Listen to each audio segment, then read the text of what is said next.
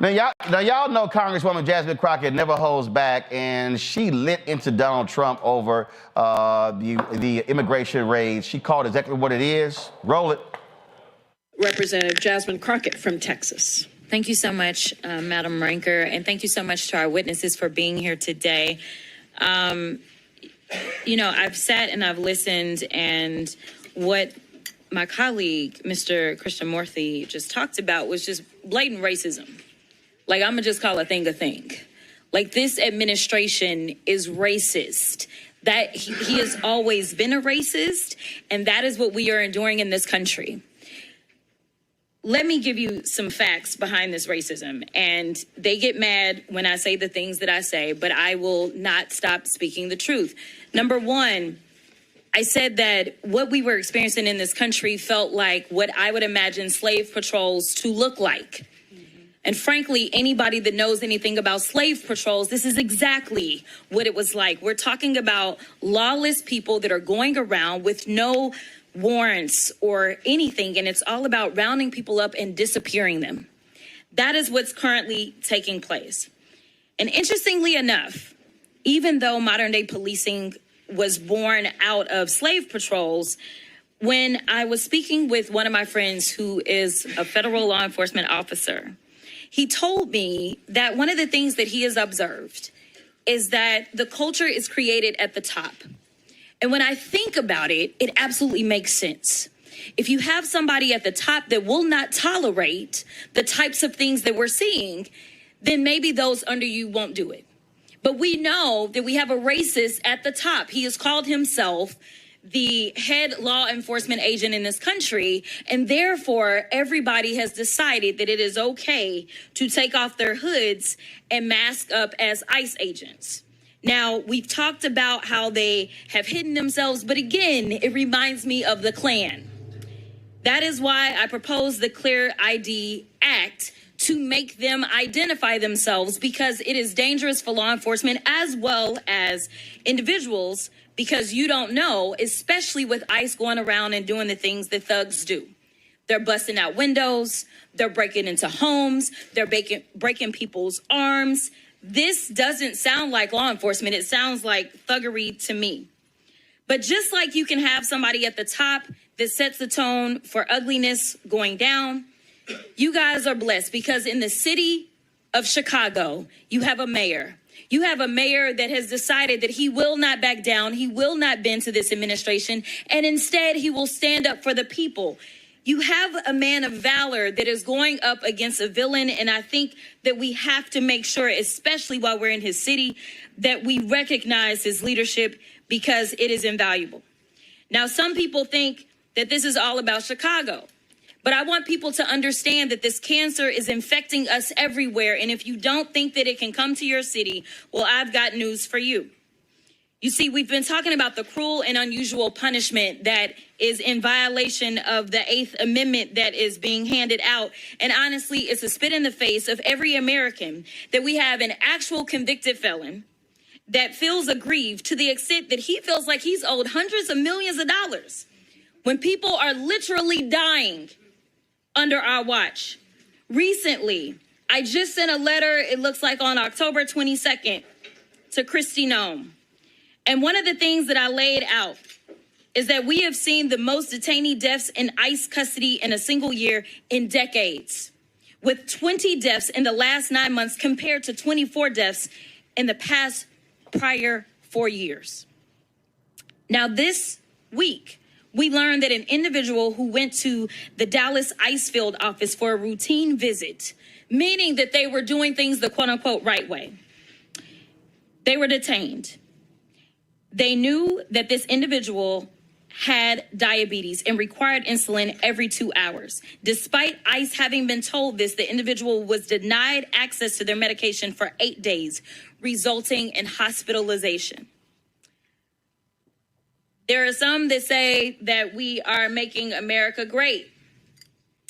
But to me, it doesn't feel like greatness. It feels like grossness. That's right. And in fact, I want to ask a few questions, and it doesn't matter who answers them. Is it great or gross to go into people's houses and drag them out in the middle of the night? Gross. Is it great or gross to make people afraid to do something as simple as go to school? Gross. Is it great or gross to make hard-working people say, I am too scared to show up to my job? Gross. Extremely gross. Thank you so much to each and every one of you for your courage.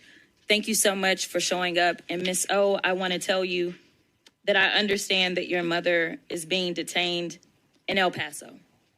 I did go and visit that facility. I want you to know that I am always on my job.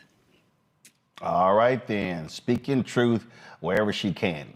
Nicole Cole knows the cornerstone of a successful life starts here. Virginia Public Schools gave Nicole an excellent education. They helped her become a small business owner, family financial planner, mother, and community leader. Now, after 4 years on the Spotsylvania School Board, Nicole is running for delegate to meet the needs of all students. As our delegate, Nicole will fully fund our schools, raise teacher salaries, and help graduating students stay in our communities. Nicole Cole for delegate. For us, for our future. Josh Cole became a pastor and delegate to serve his community. That's why Josh is fighting to lower costs for families hurting from inflation and make sure we can all afford quality health care. But Sean Steinway has embraced his MAGA backers who support Trump's mass firing of federal workers and the MAGA plan to ban abortion with no exceptions. We deserve better than Sean Steinway. I'm Josh Cole, candidate for delegate, and I sponsored this ad. In the military, I gave orders, and they went a lot further than they do around here. If there's one thing I've learned as a mom and foster parent of more kids than I can count, investing in their future isn't a choice. In Richmond, I'll fight for Stafford's fair share for our schools. Smaller class sizes, better teacher pay, and more vocational training. I'm Stacey Carroll, and I'll fight to get our kids' future in order. As a pastor, I hear a lot about trips to the doctor, bills piling up, jobs being lost. So as your delegate, I went to work writing laws that protect families, helping parents care for their disabled children, capping insulin costs, lowering prescription prices, and investing in our police and schools. I'm Josh Cole, and as your delegate, I'm working to keep us strong and safe. Congresswoman Jasmine Crockett, she joins us right now. Congresswoman Crockett, you heard the conversation we were just having, and this is just a moment we're in where, look, folk can't be sitting on the sidelines going, well, so-and-so's not too bad, whatever. We see the attacks on women, black women, people of color, all sorts of people. The right wing is losing their mind because of what happened on Tuesday. I mean, they just going crazy. They've been calling you ghetto, every name, everything, how you talking, everything. They don't care. The reality is the norms of politics that were there for so long are gone. Donald Trump has said, y'all don't worry about any of that. Say and do whatever you want because I got you. Yeah, you're so right. It's interesting. When we did our field hearing in Chicago as it relates to ICE and what's going on there, under amazing leadership, might I add, we know that the mayor of Chicago, Brandon, has been doing an amazing job in defense of his people. But I made sure to point out that a friend of mine who is currently federal law enforcement said to me that he always sees a shift in what takes place based upon the tone that is set at the top. So yes, we have a thug and a criminal who is a criminal more so because of his mindset. He obviously has convictions to go along with that, but it's more so his mind, right? There are people plenty of times that have gotten into trouble, but it was out of necessity, which we are going to see a spike in crime as this administration is saying, do not feed people. When it comes to survival, people will survive, right? And so we are going to see these things, even though he claims to be about that life. But nevertheless, he has set a tone. He has set a tone that is just respectful. He has set a tone that is completely ignoring the people that put him into office. And there is no coof about him, so to speak, right?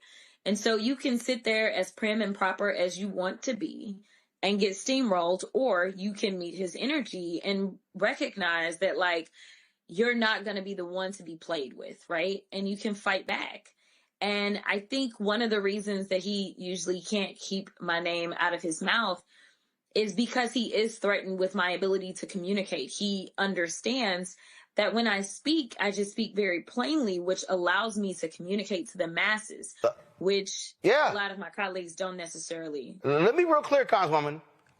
I had a very well-known Republican tell me the reason our side hates Jasmine Crockett is because she's good. He was like, he said it. He was like, she drives us up the wall because she's good. Those were his exact words. Yeah, I don't doubt it. I mean, I've literally, as you know, I'm constantly traveling the country. And, I've had Republicans walk up to me and tell me, they, first of all, make it clear that they love me, and then they make it clear that they are Republicans.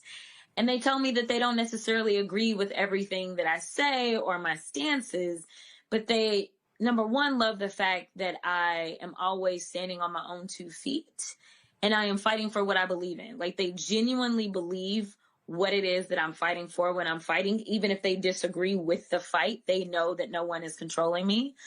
And number two, people know that I have my education. So I don't feel like I necessarily need to sit down and have an SAT conversation with everybody, because I don't really know that that's like most effective. Well, then again, Jasmine Crockett, you got that guy from Louisiana, John Kennedy, with that fake ass accent. I mean, there's actual video of him talking, and there is no country twang whatsoever. And he's over there and he is just talking like he's just homespun stuff. Mm-hmm. Yeah. No, I mean, what the Republicans have been effective at doing is they love to throw a bomb, right? And usually the Democrats will scurry and go ahead and spread the news about the bomb, right? I am so appreciative of our party because they are kind of like, you know what, we're not falling for that anymore. And hopefully we can keep up this energy. If you remember, there were a lot of people saying that Jay Jones was not going to pull off the attorney general position in Virginia. And there were Democrats saying, oh my God, he sent this terrible text message. He needs to resign and not run. And we not have anybody. Oh, 10 years ago, he would have been forced to resign. He would have been forced to drop out of the campaign. Listen, there were still Democrats that were talking about it. And my deal was, say what you got to say, denounce what he did. But in this moment, do you trust this Republican attorney general to stand up when it is the state legislature that decides that they need to fight fire with fire and give us more seats out of Virginia to go to the U.S. House because they're trying to balance out this power struggle that Trump is on? Or when it comes down to Trump deciding that he's not going to send appropriated dollars to the state of Virginia, do you think that the Republican AG is going to be the one to sign up to go and get those dollars? No. So at the end of the day, you got to put your mask on first. And so you can say he is not my favorite person. And I just appreciated that the Democrats got rid of kind of the purity test. You can have whatever issues you have with him. But at the end of the day, you got to make sure you're looking out for you. And I was very excited to see that he was able to pull off the win. Not that I know him. I've never met him. I've never talked to him. But because it seems like people did not get caught up in the distractions. And that is what the Republicans are very good at. There is no way that the Republicans get to point fingers while we have the most corrupt president ever in the history of this country sitting on his wannabe throne. Absolutely not. We got to do what we got to do. And we may not necessarily have perfect soldiers in this fight, but we need fighters. and we can't afford to cede any territory. And so I was very excited for what happened on November 4th. And Trump is the one that basically does not have a poker face. It was clear that he was very upset about what happened. And Mike Johnson just stood up and lied and said, oh, no, it was just in all the blue places. That's all it was. It's what we expected. And it's like, bro, there's a Republican governor that just got, I mean, obviously they only run for one term in Virginia, but like, the numbers were crazy. Spamberger was up by 14 points or something. And we know that the last time they went for Youngkin. So, I mean, this wasn't just, and obviously no conversation about Mississippi, no conversation about what Georgia did, right? They all should be nervous, and they all should be kind of looking at Trump and saying, bro, it's time for us to get back to work. So come to the table. You're going to have to negotiate some of this. Otherwise, I am telling you right now, that blue wave that we saw is going to be a tsunami come the midterms. Speaking of that, obviously we have the racist gerrymander in Texas wiping out your seat, that of also one of the seats in Houston, a total of 5. You have to make a decision. Your name has been thrown out left and right by the United States Senate.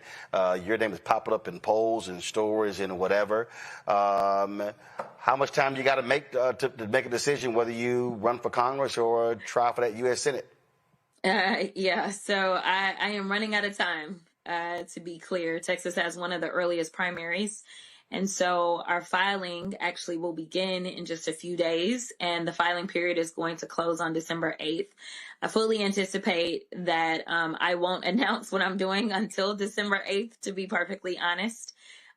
You're right. There's been so many independent polls that have been done. We just saw one that came out this week, where the case was made that there needs to be a multicultural coalition that is built in order to win. And so when you look at what it took for Spamberger to win, what it took for Mikey Sherrill to win, it all was kind of these multicultural coalitions. And based upon my performance, specifically with people of color, not necessarily saying that I'm performing bad with, Anglos, but specifically with how well I perform with people of color, the argument was made that I'm best situated, as well as the fact that I've been kind of making this argument that name ID wise, my name ID is significantly higher than any candidate that we've ever put up to run statewide. We always put up someone who has a great resume, but I think that our party has been very afraid of giving the Republicans too much time to beat up on somebody. And I got news for them. They've been beating up on me for a very long time. So I don't even know. I mean, they didn't came up with some other BS drama. I'm just like, this is just a normal day for me, right? Like, I don't get distracted. And I think because they have consistently tried to beat up on me, running crazy stories on Newsmax, running crazy stories on Fox, that kind of stuff, I think that it makes it to where it's more background noise at this point, right? Instead of something that anybody would pay attention to, because it's the same old. And so I think that we have invested a lot in kind of a blank slate, somebody that hopefully they can't tear down. And I also think the Democrats have really taken a lot of time to say we want to go after the crossover instead of going after our base. And so it's a matter of difference in style. I believe that I have a lot of base to get to that we could bring out so that we could expand the electorate in Texas. So often people say, well, it doesn't matter anyway. I'm not going to go vote because it's just going to be a Republican. But I remember a time in which a lot of people in this country never thought we would see a Black president. And I remember that people were hopeful. They weren't necessarily believing, but they were hopeful, right? And it is my hope that I can instill that we deserve better in the state of Texas, and that we deserve a U.S. senator that is Texas tough, but always is going to put all of Texas first. And so, we'll see. I don't plan to go out here on a dummy mission for sure. So all I can say is that independent polls make it clear that there's a path for me. The candidate that the Republicans want to run away from is only 1 point ahead of me in a head-to-head. which is well within the margin of error of any poll. And that's been in multiple polls where Ken Paxton is only outpacing me by a point without me ever spending one statewide dollar. But if I can't get people excited or motivated in ways that we've never seen in Texas, then I will absolutely be running for a House seat. I don't know which House seat. We're still waiting on the court. We are anticipating getting a court order within the next day or so, because we are about to enter filing and people have to know what the district looks like. So if our numbers don't come back, which they are working through that right now, to be something that I feel like we can jump off on, then I won't. I will stay in the House. Otherwise, it's go big or go home. So if you run, which one of those comfortable shoes are you going to wear behind you? Because you're going to have to be hitting a lot of pavement with 254 counties in Texas. My J's aren't behind me, but it'll be some J's, that's for sure. So you're going to have some comfortable shoes. Because it's a whole lot of ground to cover in Texas if you run statewide. Yeah, it is. People underestimate really how big Texas is. It is in the literal land mass. We are huge, but also, we're a state of over 30 million people. So it's a lot. And we have some of the most expensive media markets in this country. But, one of the things that I did that people didn't really realize, and it's just because I believe in good people getting into office, is when I was in the state house, I was helping out people that were running for office all over the place. And by the time I decided I was going to run for the U.S. House, there were so many elected officials that were willing to support me and come out really quickly and early, because they were like, you had our back. And as it turns out, I had expanded my territory. Well, I've done that a little bit more quietly, for sure, consistently. And then there's some races that I'm big and loud about, such as Christian Menifee down in the special election in Houston for the old Sylvester Turner, the old Sheila Jackson Lee, the old Barbara Jordan seat, old Mickey Leland seat, Craig Washington seat. So historic seat. So I've been out front with him, but there are other people that I have helped out, whether it was mayoral races or state house races and things like that. And people just don't forget. And that's been all over the state. So I think that will serve me well if we decide to run statewide, because we have people that already have their own machines kind of together that allow them to be elected. And I would imagine that they would be helpful in making sure that I could tap into their machines as well. Well, if Colin Allred could raise $90 million last year against Senator Ted Cruz, of course, he's in this race as well. I think if you decide to run, $100 million ain't going to be a problem. I don't know if I would say ain't going to be a problem. I don't think, hey. We will hustle. We will fight. I'm saying it right now. Congresswoman Jasmine Crockett, if you run for United States Senate, you're going to raise more than $100 million. I'm putting that marker on the table right now. Okay, I'll take it. All right. Congresswoman Crockett, I appreciate it. Glad to have on the show. And, of course, as also my Congresswoman, I'm a constituent, which I made perfectly clear to Stephen A. Smith. You want to talk to a constituent to know what she's doing, come talk to me, because I actually vote in the 30th Congressional District. Along with your parents, who I love. Yeah, all y'all, listen, they work the polls, they do all this sort of stuff. What the hell are y'all doing in the control room putting this behind me? What's going on? Lord have mercy. Congresswoman, we got to go. I appreciate it. Thanks a lot. Bye. Hello, I'm Isaac Hayes III, founder and CEO of Fanbase, and I'm here with a very important message.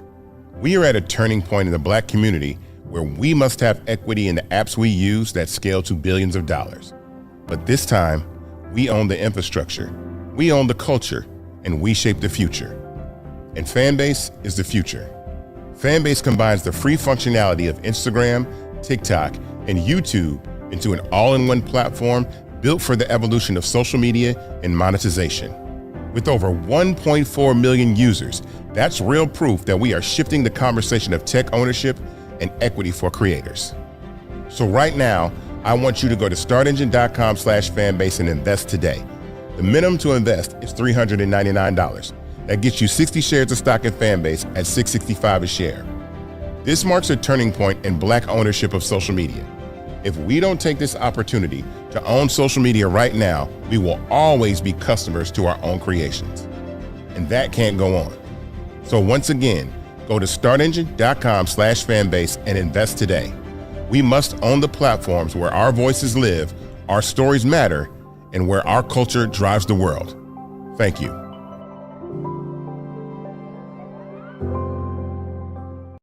Congresswoman Jasmine Crockett during the House Judiciary Committee went off on the twice impeached, criminally convicted felon-in-chief, Donald Trump. Watch. Since January, Donald Trump has used the full power of the federal government to attack Americans in cities across the country.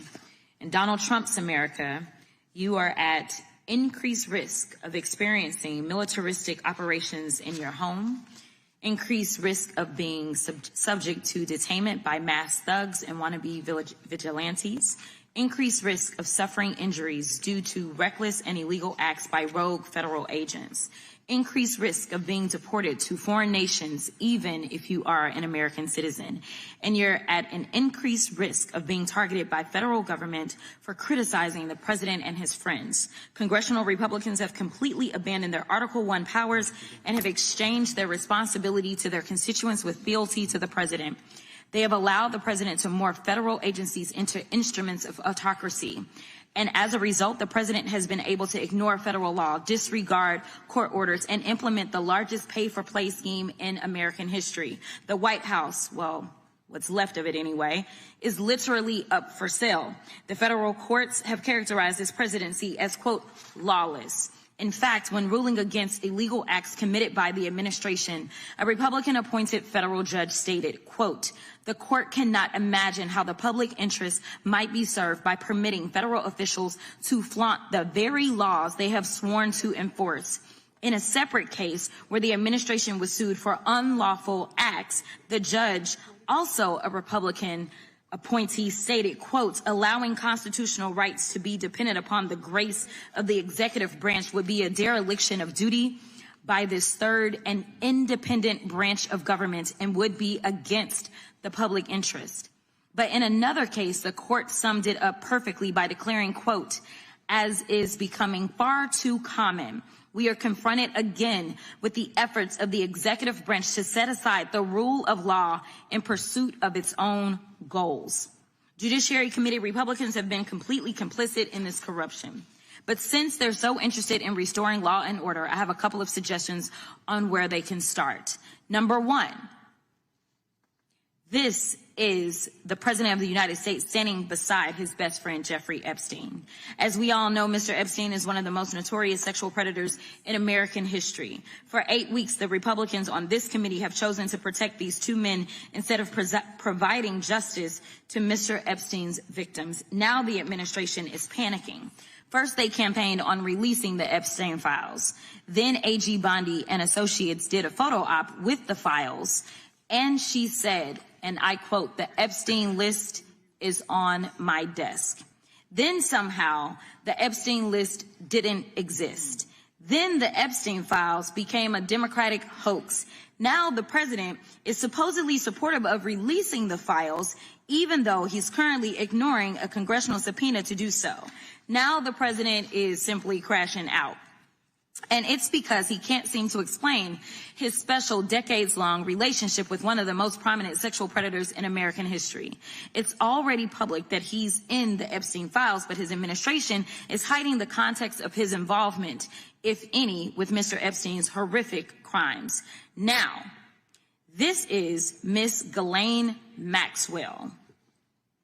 Miss Maxwell, who obviously helped Jeffrey Epstein traffic more than 1,000 women and girls, well, Donald Trump is now giving her special treatment while she's serving out her prison sentence. He won't even rule out giving her a pardon or commuting her sentence. I don't need to explain why pardoning sex traffickers wouldn't be restoring law and order. Now, this is Secretary of Homeland Security, Kristi Noem. Not only has Secretary Noem been busy filming propaganda ads, She's also been busy cashing in on millions of taxpayer dollars. In fact, Secretary Noem has funneled millions of dollars to a company called the Strategy Group. The Strategy Group helped Secretary Noem win her campaign to become the governor of South Dakota. Corey Lewandowski, her top policy advisor, has worked with the firm. And the company's CEO is married to Secretary Noem's chief spokesperson, Mrs. Tricia McLaughlin. This is what corruption looks like. They're stealing money from the American people's pockets and depositing it into their bank accounts. Now we move on to yet somebody else. This is the so-called border czar, Tom Homan. Mr. Homan is on tape accepting $50,000 in cash bribes stuffed in a brown paper bag from an undercover FBI agent. Apparently, Mr. Homan accepted these bribes in exchange for awarding federal contracts to his friends. Trump's Department of Justice killed the investigation into Mr. Homan's crimes, and congressional Republicans didn't say a mumbling word. Lastly, this is insurrectionist and Nazi sympathizer Ed Martin. It appears that Mr. Martin is functioning as the Associate Deputy Attorney General, Pardon Attorney, Director of the Fake Weaponization Working Group, and Special Attorney for Mortgage Fraud. All that means is that Mr. Martin is Trump's lapdog, whom the president sends to initiate lawsuits against the president's perceived political opponents. This is what we call organized crime. They're breaking the law, often by stealing taxpayer dollars, covering up their crimes by ending and obstructing investigations, then prosecuting people who call out their unlawful behavior. And while the Republicans are encouraging this corruption, they're abandoning actual victims of violent crime and ignoring the Republican-led state's 21st century murder crisis. In September's appropriation markup, congressional Republicans proposed reducing the FBI staff by thousands of positions and underfunding the agency by more than $1 billion. They've proposed slashing resources from the ATF. They've proposed cutting grants for juvenile justice programs and hate crimes and eliminating the community violence intervention and prevention grants. They're literally defunding the police. So no matter what they say at today's hearing, congressional Republicans have proven that they are not investing in keeping American communities safe from violent crime. Mr. Chairman, I yield back. You know, it's hilarious sitting there listening to Congresswoman Crockett talk about corruption, Reese. And Dan Bongino, you know, the one who got a pass when it came to being vetted, he actually put this tweet out today. Public corruption will not be tolerated. Come on, go see the tweet. Come on. Public corruption will not be tolerated. Reese, I'm laughing because Donald Trump has pardoned a number of people who were convicted of public corruption. So I'm like, it ain't no shock they let Tom Homan off the hook for taking that 50 grand. Donald Trump is a convicted felon. Let's also remind people that. So he is the epitome of corruption. He's been civilly also convicted in order to pay tens of millions of dollars for fraudulent business activities. So he is the epitome of corrupt. And as Congresswoman Crockett pointed out, I mean, it's like a mob boss. This is a shakedown half the time. So I think Dan Bongino, I think he maybe is trying to distract from the fact that he was one of the people calling for the Epstein files before he became, undeservedly so, the deputy FBI director.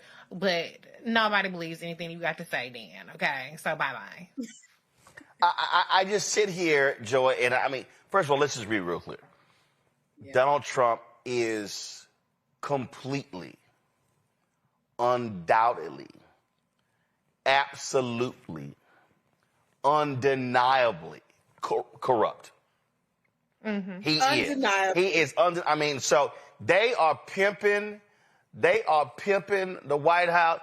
This is like telling, hey, Bonnie and Clyde, we're going to hire y'all to be a bank manager. I mean, that's easy for them. Like, that's literally, I mean, what these fools are doing, the selling of access, the pimping, the deals being cut. You can buy this dude off. There is no announcement. There is no announcement made out of his mouth where I don't instantly think he got a check Somebody paid him. He is selling pardons. I don't give a damn what. Yeah. He's selling pardons. He's absolutely selling pardons. And then when he can't sell it, he just doesn't prosecute at all. He undoes things that were already in progress for his friends. And then when they point it out, they say, you know, this person invested in your company, or this person has a personal relationship with someone who has a financial interest in your company. He says, oh, well, a lot of people like them, as if that's a legal standard. This man is corrupt. Birds of a feather flock together. And, you know, I was listening like, why is he just being so open about it? I personally think he's being open about it because it serves two purposes. One, it lines his pockets. But the other thing is it distracts us all, right? So now we have to talk about it, and we should, right? But it hides whatever else corrupt he's doing down the line. Moreover, I think just things aren't working together on policy. The economy, as we began the show, the economy is doing poorly. His tariff policies aren't going the way he wants them to go unless he tries to buy people, right? Where they give him, like the Swiss did, give him a watch or give him a gold bar or give him something, right? And also like his immigration policies are hated.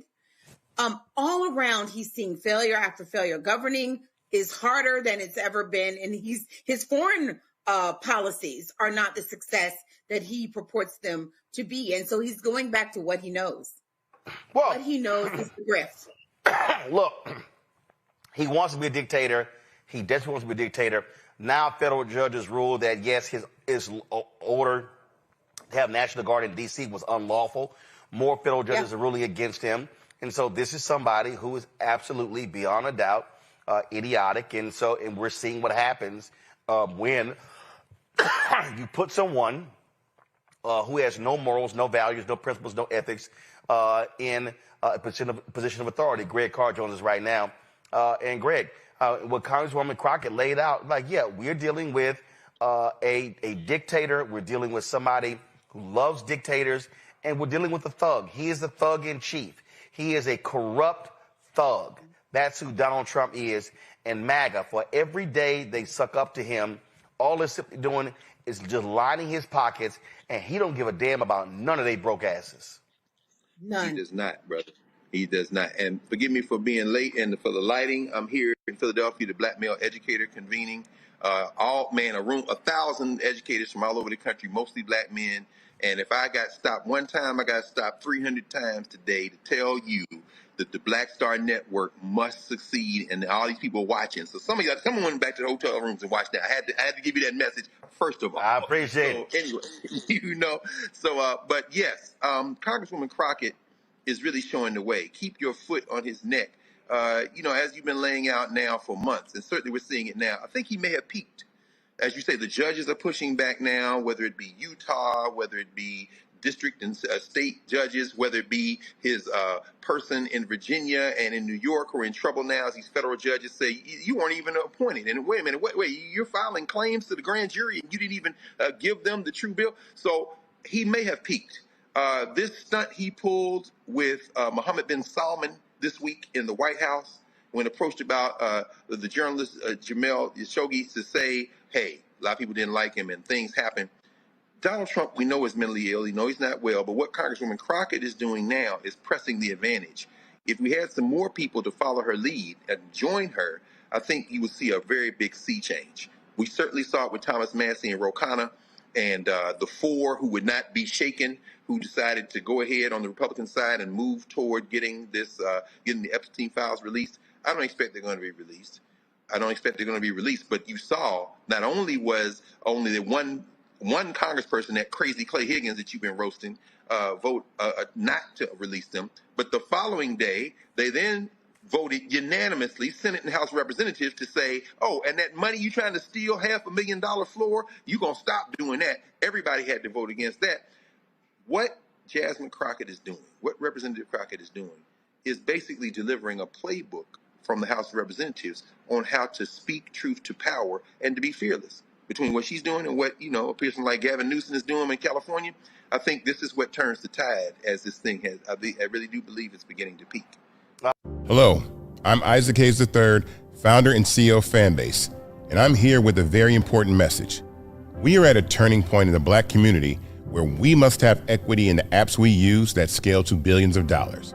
But this time, we own the infrastructure, we own the culture, and we shape the future. And Fanbase is the future. Fanbase combines the free functionality of Instagram, TikTok, and YouTube into an all-in-one platform built for the evolution of social media and monetization.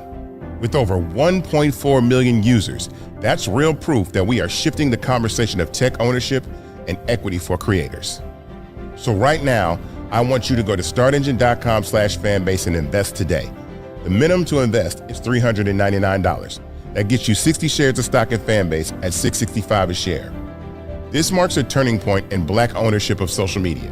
If we don't take this opportunity to own social media right now, we will always be customers to our own creations. And that can't go on. So once again, go to startengine.com/fanbase and invest today. We must own the platforms where our voices live, our stories matter, and where our culture drives the world. Thank you.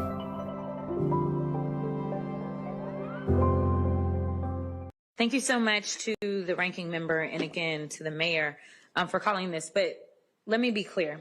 Donald Trump is running the most openly racist immigration regime in modern American history. I've said it once and I'll say it again. Donald Trump's mass deportation system makes me think of what a modern day slave patrol would look like. Slave patrols were armed groups empowered by the government to control, intimidate, and terrorize people solely based on color. That's what's happening now. Donald Trump is sending mass agents without warrants into communities of color to terrorize the people who live there. And the reason that I want to make sure that I draw out this link, because we heard Maxine say that Black and brown is coming together. I want to be clear about this. This should not just be the immigrant community. This should be all of us united, because we know united we stand, divided we fall. And unfortunately, this last election, we allowed ourselves to be divided. Now, Ms. Velez, it's my understanding that you were detained by federal agents while you were on your way to work. Is that correct? Did any of these agents present you with a warrant? No. An explanation? No. Did they do anything other than illegally detain and arrest you? Yeah. Did they even identify themselves? No, they did not. Okay. Donald Trump has created an environment where these agents believe they are above the law. And one of the things that the ranking member just said was that there's a level of dehumanization. It is in that dehumanization, whether we are talking about the language they use to describe human beings, or whether we talk about the fact that they don't feel as if certain people are entitled to their constitutional rights. That is why Ms. Velez, unfortunately, was denied her constitutional rights, which we know she was supposed to enjoy in, just like those in our immigrant community.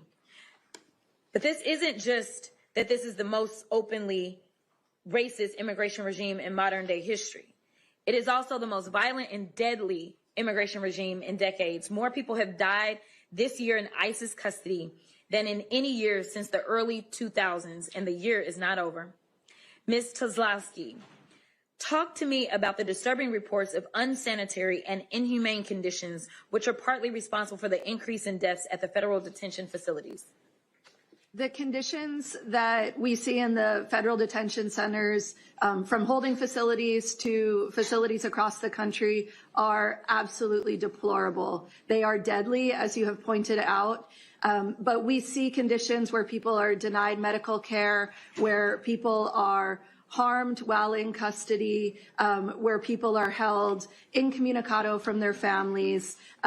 What we are seeing right now are the most horrific conditions, and they are simply designed to get people to give up on their cases. They're intentionally cruel, being kept away from their families. In some cases, we've seen people in the midst of chemotherapy treatments, people on dialysis who are being held in conditions where they don't have access to bathrooms, where they're given rotten food, where they're in places that are so crowded, rooms that are meant for just a dozen people with 60 people in them, that they can't even lay down despite their delicate medical conditions. Thank you so much. Listen, Donald Trump has dehumanized people of color for decades. I want y'all to understand this is who he is. This is an actual feature of what it is to be Donald Trump. Instead of a flaw, he demanded the execution of innocent black boys. He has been sued many times for racial discrimination. He called African nations shithole countries. He said that, quote, immigrants poison the blood of our country. And he's repeatedly refused to denounce white supremacy. In fact, he's hired many white supremacists to work in this administration. And now they're carrying out this racist and violent mass deportation, and it is destroying our country. LA, we stand with you, and we stand with the rest of this country. Thank you so much. Right now, I want to bring back Dr. Larry J. Walker, the associate professor at the University of Central Florida. What are your thoughts about? Need to acknowledge that Congresswoman Crockett is by far one of the most effective Democrats on the Capitol Hill. Every time she speaks about issues relating to this or other topics, she's always really clear and concise in terms of the message she delivers. So in terms of some of the things clear points she had to make is, look, for people who are watching this and, family and friends, either you believe in democracy or you don't. In a country in which people have been, in this case, fairly, unfairly arrested, there is not only in terms of due process, but there's a level of humanity that has to be expected for those who find themselves in, part of the prison system, whether it's ICE or arrested for minor offenses. And what we've heard over the last several months and what you heard Congresswoman Crockett describe, it is not consistent with a democracy. In fact, I would even argue that, that you would find the UN, if they came in and investigated some of the conditions in which we've heard described in this conversation and others, is, we would certainly see some UN human rights violations. So as Americans, you have to stand strong and decide if we're going to allow people, regardless of their immigration status, to be treated like human beings, or we're going to turn a blind eye and let these conditions continue to worsen and more people lose their lives. So you feel like these concerns are legitimate? Yeah, I mean, this is inhumane. I mean, we can't constantly allow people to be treated like this. You heard the Congresswoman talk about individuals who are on dialysis or various other health issues that they can't even sleep, on a cot, and maybe they have to sleep on the floor. We've heard all these conversations over the last couple of months about the food that individuals are receiving. In addition to that, what about all the pregnant women we've heard, in some cases, women losing the child because of the conditions they're living in and not receiving the kind of treatment they deserve.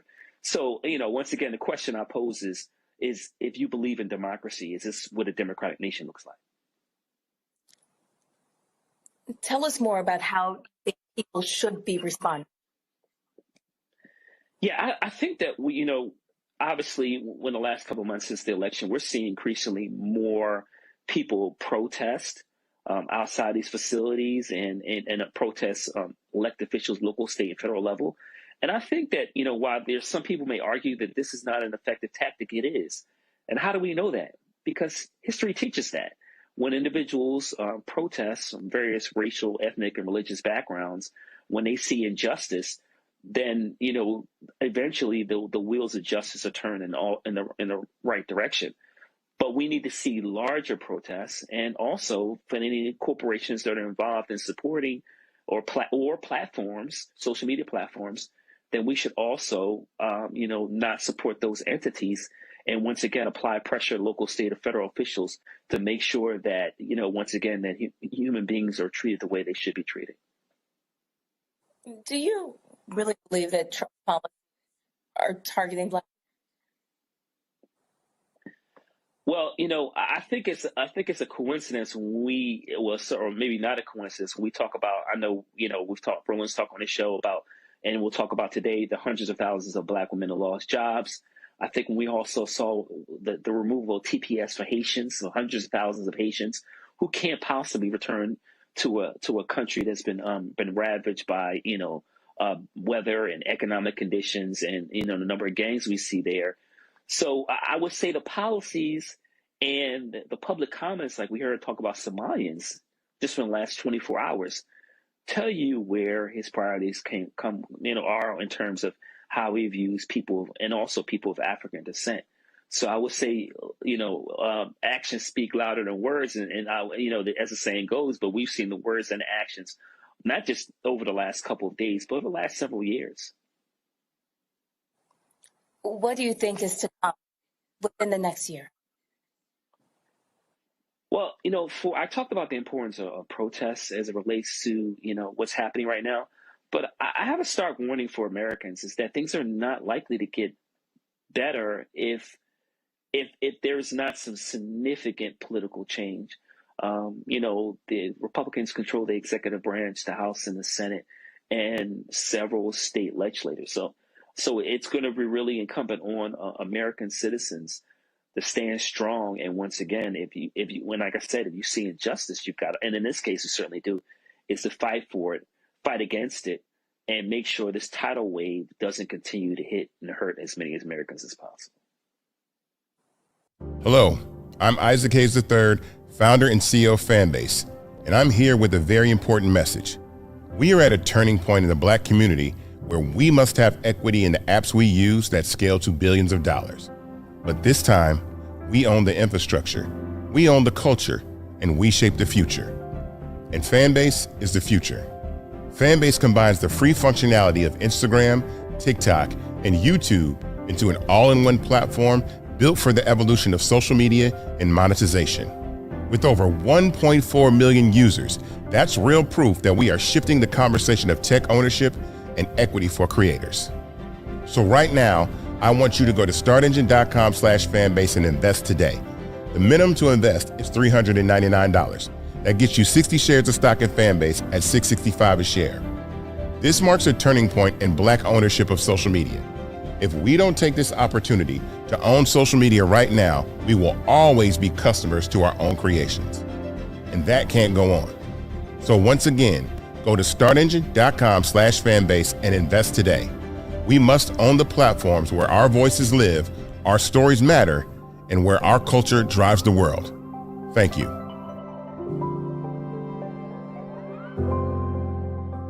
Folks, today is the filing deadline to announce you're running for office in Texas. And this is a live look of the former, the original location of Friendship West Baptist Church, where Congresswoman Jasmine Crockett is announcing she's running for the United States Senate. Let's go live there. Here's Pastor Frederick Douglass Haynes III, who also filed today to run for the congressional seat that she was going to run for as well. Let's go live to Dallas.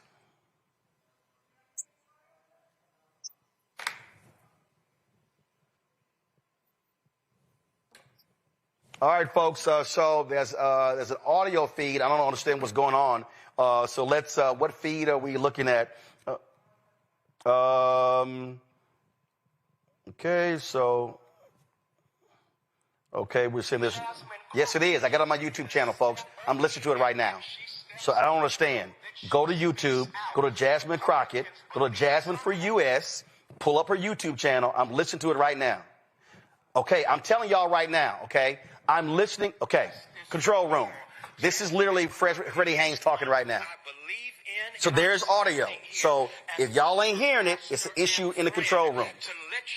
So there is audio.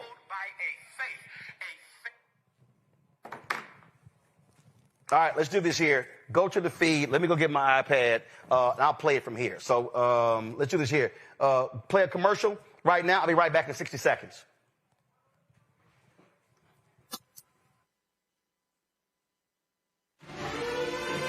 Violent white supremacy is, quote, the most persistent and lethal threat in the homeland. The greatest terrorist threat to the homeland is the homegrown violent restraint, including hate crime committed on behalf of some kind of white supremacist ideology. They are coming after everything in Black America. MAGA and Donald Trump are specifically targeting Black America. They are going after the money.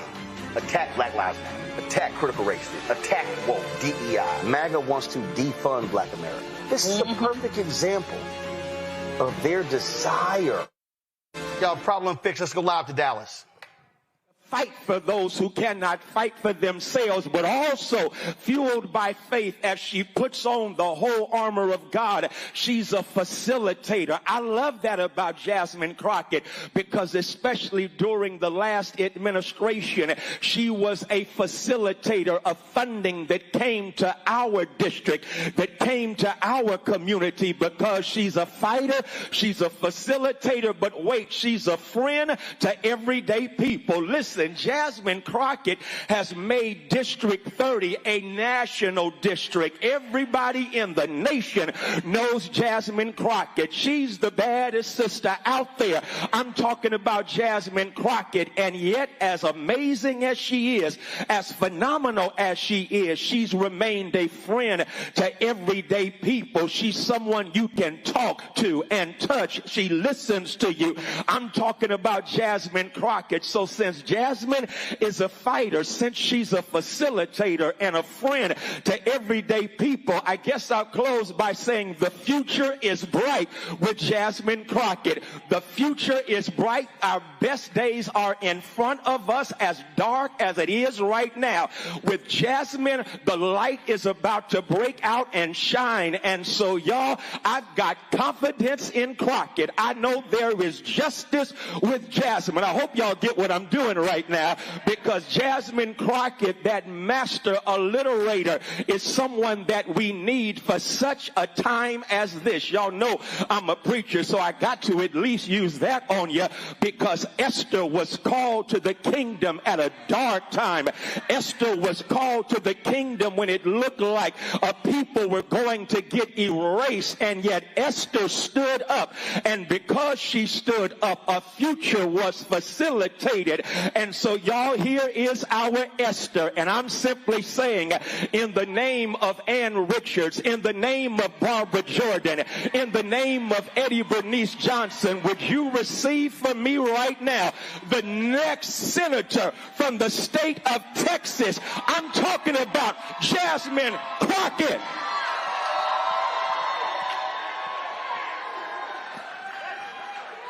Thank you so much, Pastor Haynes. If I can have everybody direct their eyes to the screen, please. Thank you. How about this new one they have? Their new star, Crockett. How about her? She's the new star of the Democrat Party, Jasmine Crockett. They're in big trouble. But you have this woman, Crockett. She's a very low IQ person. I watched her speak the other day. She's definitely a low IQ person. Crockett. Oh, man, oh, man. She's a very low IQ person. Somebody said the other day she's one of the leaders of the party. I said, you got to be kidding.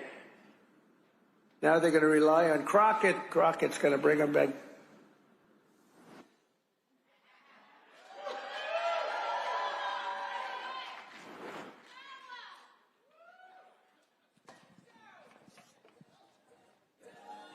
All's my life I has to fight. All's my life hard time. All right, ladies and gentlemen, the moment that we have all been waiting for. The next U.S. Senator from the great state of Texas. Please welcome to the stage, Miss Jasmine Crockett! We all right. We gon' be all right. Huh? We gon' be all right. We gon' be all right. Y'all look good. Y'all look real good. But are you fired up? Are you ready to go? All right, Texas, let's get down to it. I know y'all are ready to hear some good news, and some of y'all already heard it before you even got here. Yes, it is true. I am running to become your next United States Senator from the state of Texas.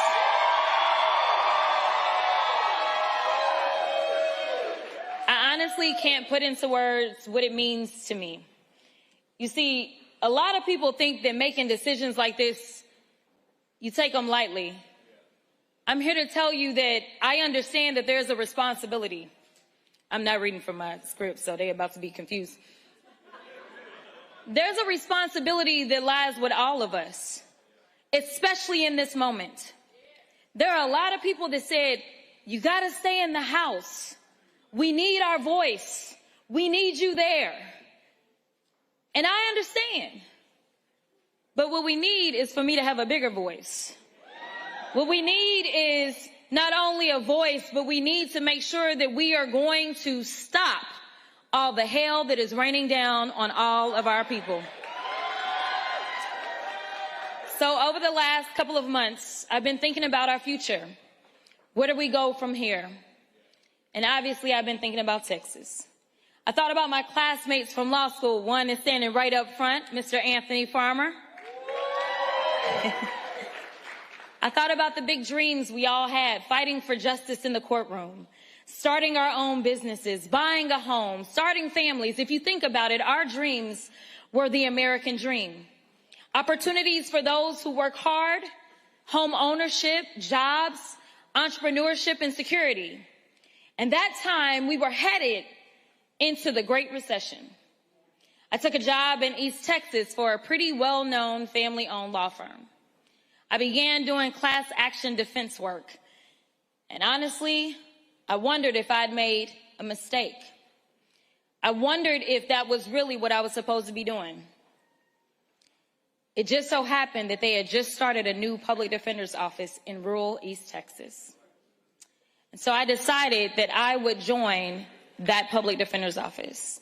I joined it because I believed everybody deserved a voice in the courtroom. Even if they couldn't afford an attorney, one would be provided to them, and that attorney was me. I loved being a courtroom warrior. I got some judges here. They probably can't identify themselves, but nevertheless, I loved being in the courtroom. You know, I never thought that I would run for office, but some people are able to inspire others as they walk their own path. As a 27-year-old public defender walking in her path, there was someone who came along and inspired me. There was this charismatic, funny, intelligent, and exciting young candidate with a funny name who just got into the U.S. Senate and was running for president. Many doubted if this country was ready, while others, well, we got to work and kept hope alive. We didn't focus on the naysayers. We didn't get distracted by any pollsters. We remained laser focused on getting the person who was best for the job into the seat. We didn't let history diminish our hope in what was possible. We ignored that the devil on our shoulder that sometimes tries to tell us your vote doesn't matter. The country's not ready. He can't win. And responded with that timeless American creed. Yes, we can. Yes, I'm talking about President Barack Obama. How many no's do you think he heard before he got a yes? No, you can't win. No, the country's not ready for a black president. No, a black man can't get elected. No, your middle name is Hussein. No, you can't beat the Clinton machine. But every time they told him no, he looked them right in the eyes and he told them yes. He said, yes, we can. Yes, we can deliver on health care. Yes, we can enshrine equal rights. Yes, we can bring jobs back to America, create opportunities for all. And yes, we can save the economy after a Republican president sends it into the gutter. People ran lies, rumors, and tried to poke holes in everything about Obama, from his faith to his heritage. Falsehoods about his daddy, mistruths about his mama. There was even a question about his birth certificate. But he didn't let any of that get in his way. He worked and worked and worked to inspire and instill a sense of hope. And man, do I remember. I remember hoping. Now, I don't know if I really believed. But I knew that we had to try. I knew that we had the power. He turned those no, you can'ts into yes, we cans. Yes, we deserve better. Yes, we will dig deep. Yes, we can. Back then, as the housing bubble burst and the economy crashed, I saw everyone around me struggling. I saw a system that ignored them and legal system that failed them. Then I remembered Obama's words, change will not come if we wait for some other person or some other time. We are the ones we've been waiting for. We are the change that we seek. So many of you don't know, but I was 28 by now. And I decided that I was going to run to become the Bowie County Democratic Party chair. I was elected as the youngest Black Democratic Party chair in the history of Texas. Later, I moved to Dallas, and frustrated by the broken laws on our books, I ran for the Texas House of Representatives to be that agent of change. I took on the establishment, ran against an incumbent, and there were folks in my ear, that devil on my shoulder, that said I could not win. I was being outspent 5-1.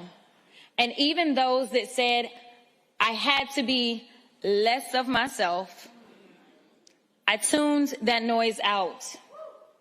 And even though I was outspent, I was never outworked. When I look across this room, I see folks who knocked on doors for me back then in 2020. I see people who believed in me before any viral moments. I see people who believed that I could and would be different. I see the people that locked arms with me. Some of those elected officials that went out on a limb and endorsed me when nobody else would. You see, I didn't get anywhere on my own. Every step of the way has been with you. The people who have fueled this fire. You've chipped in your hard-earned money. Hey, donors, because I see some of y'all too. You put in the sweat equity under the hot Texas sun, knocking on doors, putting out signs. You've driven your neighbors to the polls, dragged your coworkers to go vote. You're the ones who walk your precincts, register thousands of voters, and you're the ones who flip seats across the state at every level. When Texas turns blue, it won't be because of any one candidate, but because of each and every one of you doing your part. Turning Texas blue is what I want to talk to y'all about today. Now, there are those that say, ain't no way, we done tried it 50 kinds of ways. Let me be clear, y'all ain't never tried it the JC way. We used to telling us what I can't do, but they have no idea what Crockett's crew will do. And so I just want to be clear, for all the haters in the back, listen up real loud. We gonna get this thing done.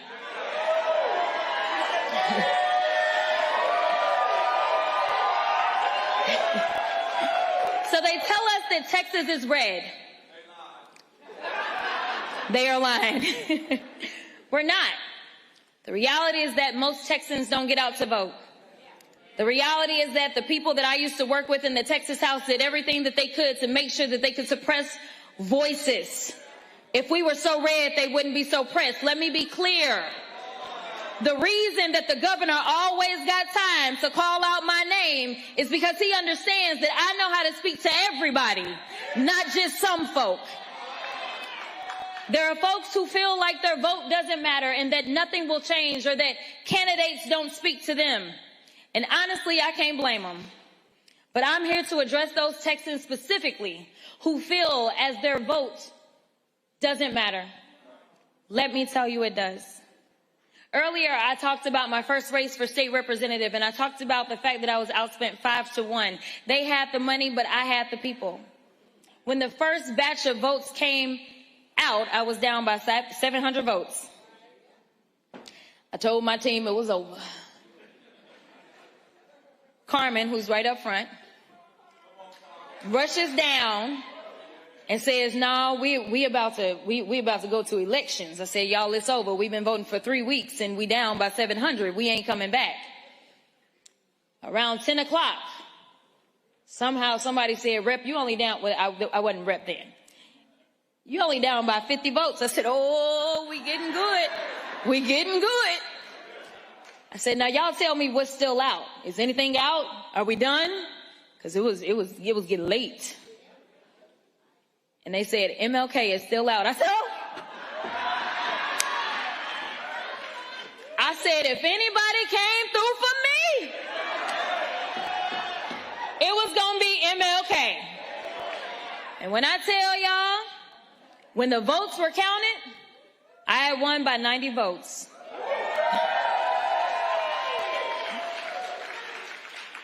Out of 10,000 votes that were cast, I won by 90. It was the closest state house race in the entire state of Texas that year. So you know where those votes came from? They came from the mom who organized the entire neighborhood to go vote because she knew I would fight like hell for her daughter. It came from the retired firefighter who talked to each and every one of his or her neighbors in the senior homes and the people that they lived around. It came from everywhere. It came from the churches. It came from home healthcare workers who ran across the street to vote at the library during their lunch break. It came from citizens who hadn't voted in years, but went to cast their ballots because they believed that I would bring a new generation of servant leadership to the government of the people, by the people, for the people. Each and every one of those votes made up the 90 votes we needed to bring change. And I'm going to add this. It even came from unhoused folk. See, what y'all don't understand is that people like to devalue certain people. But the only place that equalizes us is at the ballot box. So I don't ever want anybody, no matter what your socioeconomic background is, to believe that you don't matter or you don't count, because the time that you count is when you are at the ballot box. A single grain of rice can tip the scales. Every single vote counts, and that couldn't be truer in the United States Senate. It was a single vote in the United States Senate that saved the Affordable Care Act, that saved millions of Americans' health care coverage. That vote was cast by John McCain, who showed bravery and honored his oath of service. Yeah, clap it up. He bucked his party's president to do what was right for his constituents. Sadly enough, we all know that Senator John Cornyn does not have the guts to stand up to Trump. But I can tell y'all who does. I do. Cornyn carries on with business as usual while small businesses across Texas take the hit from Trump's tariffs. Well, I'm done with politics as usual. I'm done with going along to get along, and it gets us nowhere. I'm done watching rural hospitals and public schools close their doors. I'm done watching parents be afraid to send their kids to school or the mall or the movies because Republicans have flooded our streets with guns. I'm done with the senators sitting around doing nothing while Trump takes your hard-earned money, skims your Social Security, slashes Medicare, and gives tax breaks to billionaires. I'm done. I'm done watching the American dream on life support while Trump tries to pull the plug. The gloves have been off, and now I'm jumping into the ring. I'm asking for your support to be the next United States Senator from the greatest state of Texas.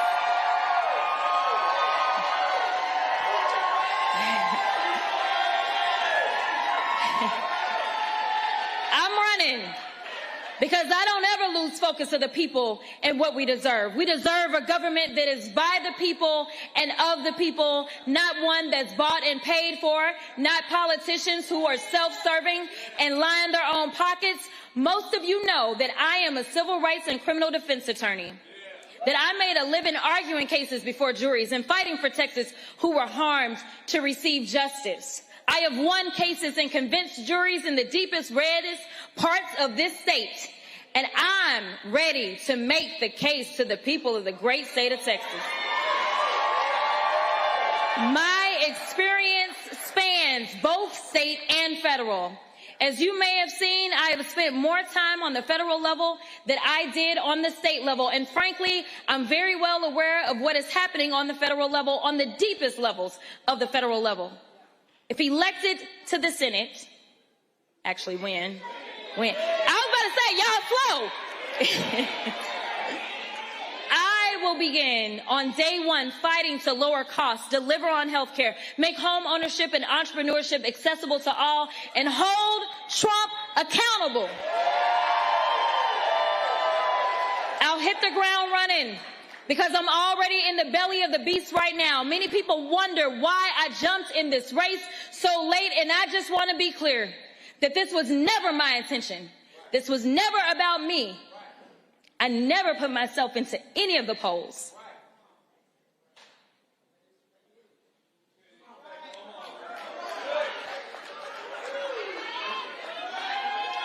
Listen, my question was, which congressional seat would I be running for?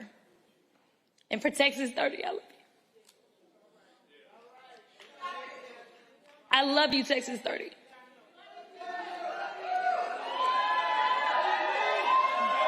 Okay, I'm gonna finish. But the more I saw the poll results, I couldn't ignore the trends, which were clear, both as it relates to the primary as well as the general election. I could have played it safe and continued serving in the United States House of Representatives for as long as my constituents would have me. But I don't choose to do that. Because Texas, this moment we're in now, is life or death. It's all or nothing. It's now or never. We find ourselves at a crossroads. We're faced with a hard choice to make people believe. We've got to make sure that they understand that we are not to go back. We are not to allow our hard-earned progress of our foremothers to be wiped away. We lose Social Security, Medicare. We lose the right to vote, to love, and live freely. That's one path where we go back in time. The other path is learning to live in Trump's America and shrinking ourselves into the shadows. It looks like people who are afraid to worship or love freely because people are simply, right now, afraid to walk down the streets. It looks like a country facing denial, bank loan denied, healthcare denied, American dream denied. But I'm here to tell you there is a third path, a path where we move forward as one people united under a common vision, a path where we reject Trump's false promises and reject his lies and division. I'm asking you to walk down this path with me, shoulder to shoulder, and envision a Texas where every child, no matter their story, can go to the best public schools, can afford to go to college or learn a skilled trade, a Texas where that child has every opportunity to grow and thrive. That means nutrition, healthcare, mental health, and safety. Imagine a Texas where that child grows up and can buy a home with first-time home buyers assistance. Imagine that child wants to start a business and create jobs in their community they live in Texas, where they can actually access some capital to get started. Now contrast that to our reality today, where a child's opportunities are limited by their zip codes. I think about the children in Houston who had their school district taken over by Abbott. I think about the children in Lufkin who went hungry this summer after Republicans cut funding for summer EBT. I think about the young adults and families in Amarillo that would love to buy their own home but can't afford it. I think about the farmer in Loving County who had to find his way to the nearest hospital miles and miles away because Texas has closed more rural hospitals than any other state. And by the way, if you know farmers, it takes quite a lot before they'll even think about going to the doctor. So I know this. This man was in pain, and his pain was ignored and neglected by 3 decades of Republican domination in Texas. And I'm going to keep taking down this path with me. But let's first address the elephant in the room, quite literally. I know many of you are wondering why I'm running for a seat that everyone says cannot be won. The last time Texas elected a Democrat to the United States Senate, I was 7 years old. Do not try to do the math. Cornyn was already 36 and serving as a district judge. For most of us, a Republican-controlled Texas is all we've known. But we cannot let that diminish our faith and belief in what can be. I stand before you Because I'm not looking backwards in the past. My eyes are fully ahead and fixed on the bright horizon ahead of us. I'm running for this seat because I'm going to be hung up on the brokenness. I'm not going to be hung up on the brokenness of the past. I'm focused on fixing up our future. Many people have asked, and all of us wonder, can we win this race in November? I'm here to say, yes, we can. I'm also here to say it's not if we can, but if we will. If we will get out and knock the doors, call the people, and meet them where they are. It's a matter of if we will do the work to have the necessary conversations about the future of our nation. Will we come together as one? This isn't about me or them. It's about you and us. This is not about ambition. It's not about my ambition. It's about yours. Your hopes and your dreams, and a government that has your back, not pushes you back. No Democrat has done what we're seeking to do, and that is win a statewide election in Texas in the 21st century. So there is no roadmap. There is no blueprint, and there is no cheat code. So for everybody that thinks they got it, just watch and I'll give it to you. This path we're going on together is one that must be forged ourselves. So let's be honest, if there was anyone with the recipe, well, they would have already won. But I also know this, if Mississippi can flip seats, then why can't Texas? If Georgia can elect 2 Democrats to the United States Senate, then Texas can too. In 2012, Mitt Romney won Texas by 16 points. In 2016, Trump won Texas by 9 points. As his administration went on and people felt the hurt, his margin in 2020 shrunk. In 2020, as people were fed up with his administration, as people sat around the dinner table, 500,000 American families stared at the empty chairs. The chairs once filled by loved ones who died from COVID. I remember the long lines, the lines we waited in for rapid testing, the line folks needing unemployment, the long lines at the food banks. Well, guess what, y'all? Under Trump 2.0, people are still unemployed or forced to work multiple jobs. And after all the cuts to SNAP, the rising cost of everything except wages, food banks are stepping up once again to fill the gap. But I remember another place where the lines were so long and in many places wrapped around the building, and that was at the polls. We turned our pain into purpose. We kept the faith and we did the work. We put fear in the hearts as the margins tightened and we were closing the gap. What did they do in response? Did they take a look in the mirror? Try to offer real solutions to the real issues? No. Instead, they decided to come up with ways to keep you from being heard, to make it harder to vote and easier to cheat. Well, I'm here to tell you, don't cheat yourselves. Don't fall for the okie doke. I'm asking you not to worry about the naysayers, the critics, and the haters, because they already here, y'all. It's not about them or what they believe. It's about you and us, what we know is possible when people come together. So I'm asking you to tune out those intrusive voices that say she can't win because she's black, because she's a woman, or because she's a Democrat. If you believe women should be in all spaces, then I ask you to stand with me. If you believe we should be judged by the content of our character, then I'm asking for your support. And if you believe this election should be about the issues, who has the better policies and ideas, and who is best for the job, then I ask for your vote in the Democratic primary election this March and again in November. You see, we know what the Republican tactics will be. A flood of lies and attacks designed to turn blacks against whites, city against country, and you against me. They are experts in the politics of division. It's how they've gotten here. Division is how Trump got elected and then re-elected. This election is about adding voices to our electorate, about multiplying turnout with a robust operation and a unifying message that asks, how is it that Texas is prospering, but the people are struggling? We have the 8th largest economy in the world, yet kids go hungry. Seniors have to skip their prescriptions. Parents parents are forced to choose between braces for their children or hospice for their parents. We are the #1 state in exports, driving the American economy, yet somehow we are also #1 in uninsured women and children. The state is thriving while the people are facing tribulation. We are better than that, tougher than that, and Texas deserves better, and together we will. This campaign is for those who believe that the government should work harder than the people it serves.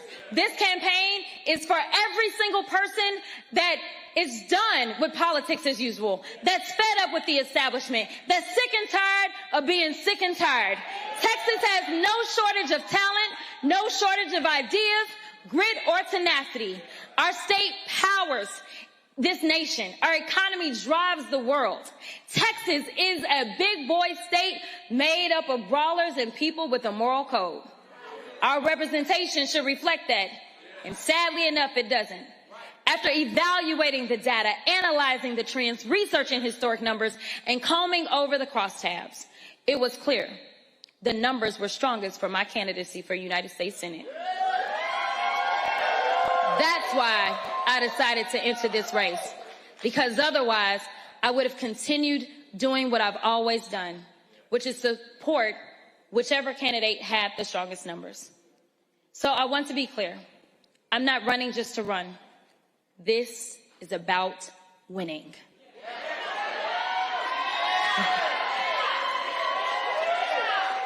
As a candidate who is constantly attacked and seen as a threat, it's because I am. I'm a threat to the system that's been holding us back from our full potential. I'm a threat to a system that works to protect politics as usual, that seeks to maintain the despair and unfairness in our state. I'm a threat to those that have lost their moral compass, abandoned their purpose, and want to be kings instead of public servants. I'm the only candidate in this race who has served on the federal level, has taken on this administration, and sought accountability. I'm the only one who has gone toe-to-toe with Donald Trump, and there's a reason he's always got my name in his mouth. There's a reason John Cornyn has been attacking me since before I even entered this race. There's a reason folks have tried everything they could think of to try to keep me out of this race. And I believe that's because Trump has seen the same numbers I have. I have a track record of getting people out to vote, moving people who were disillusioned with politics and felt like their vote didn't matter. Since running for public service, I have vowed to increase accountability, accessibility to every office I've held. Through it all, I've never lost sight of the people. I've built winning coalitions and brought together voters of all backgrounds, all stars and stripes, and every walk of life under the common belief that government should be of and for the people. Government should work to make living easy for those who work hard for a living. My message, rooted in slashing costs, making home ownership and entrepreneurship attainable for all, strengthening and growing the middle class, is one that Texas, all of Texas, from the Panhandle to Port Arthur and from El Paso to East Texas, can believe in. This campaign is about winning with a strong, multiracial, multi-generational coalition of people that is reflective of this great state that is, by the way, 61% people of color. There is room in this campaign for everyone who feels like our state is heading in the wrong direction. And that's the majority of Texans, whether you live in Dallas County or Dickens County. Groceries are too expensive. The light bill won't stop going up. People are being crushed by their rent or their mortgages. That's why I'm running now, to get Texas back on track, to be a fighter for the middle class. Hardworking Texans, ranchers, farmers, young families, oil workers, small businesses, and everyday people who make this state vibrant and make us an economic powerhouse. Today, under Trump and 3 decades of Republican rule in Texas, those very Texans are under daily attack. They are attacked for how they worship, who they love, what language their grandmother speaks. And you don't know who will be next on the chopping block. I'm running to protect Texans from these attacks and safeguard the rights our Constitution guarantees. I'm running to knock down the door to opportunities that have only been cracked open for the elite few. I'm running to make home ownership and entrepreneurship pillars of the American dream an obtainable reality for all Americans once more. I'm running to get Washington back to work on issues that actually matter. Together, we will send a signal to the entire nation. Don't mess with Texas. And certainly don't count us out. I believe I am the candidate in the strongest position to defeat whoever emerges after they finally get out of their stuff. Even if that's my buddy and dancing partner, John Cornyn. John Cornyn has spent 41 years in elected office. Anyway, I'm not even gonna get off track. He's been an elected official since I was 3 years old. Speaking of 3, I want y'all to know that Cornyn has been in office so long that he collects 3 fat pensions, courtesy of you, the taxpayer, on top of his Senate salary, which is also paid for by you. By the time I graduated law school in 2006, Cornyn was already drawing his first pension. Guess Doge didn't catch that one, huh? But anyway, so after 4 decades and 4 fat checks every month, Cornyn has forgotten who sent him to the Senate. He's forgotten he works for 30 million people in Texas, not one Florida man who's never called this state home.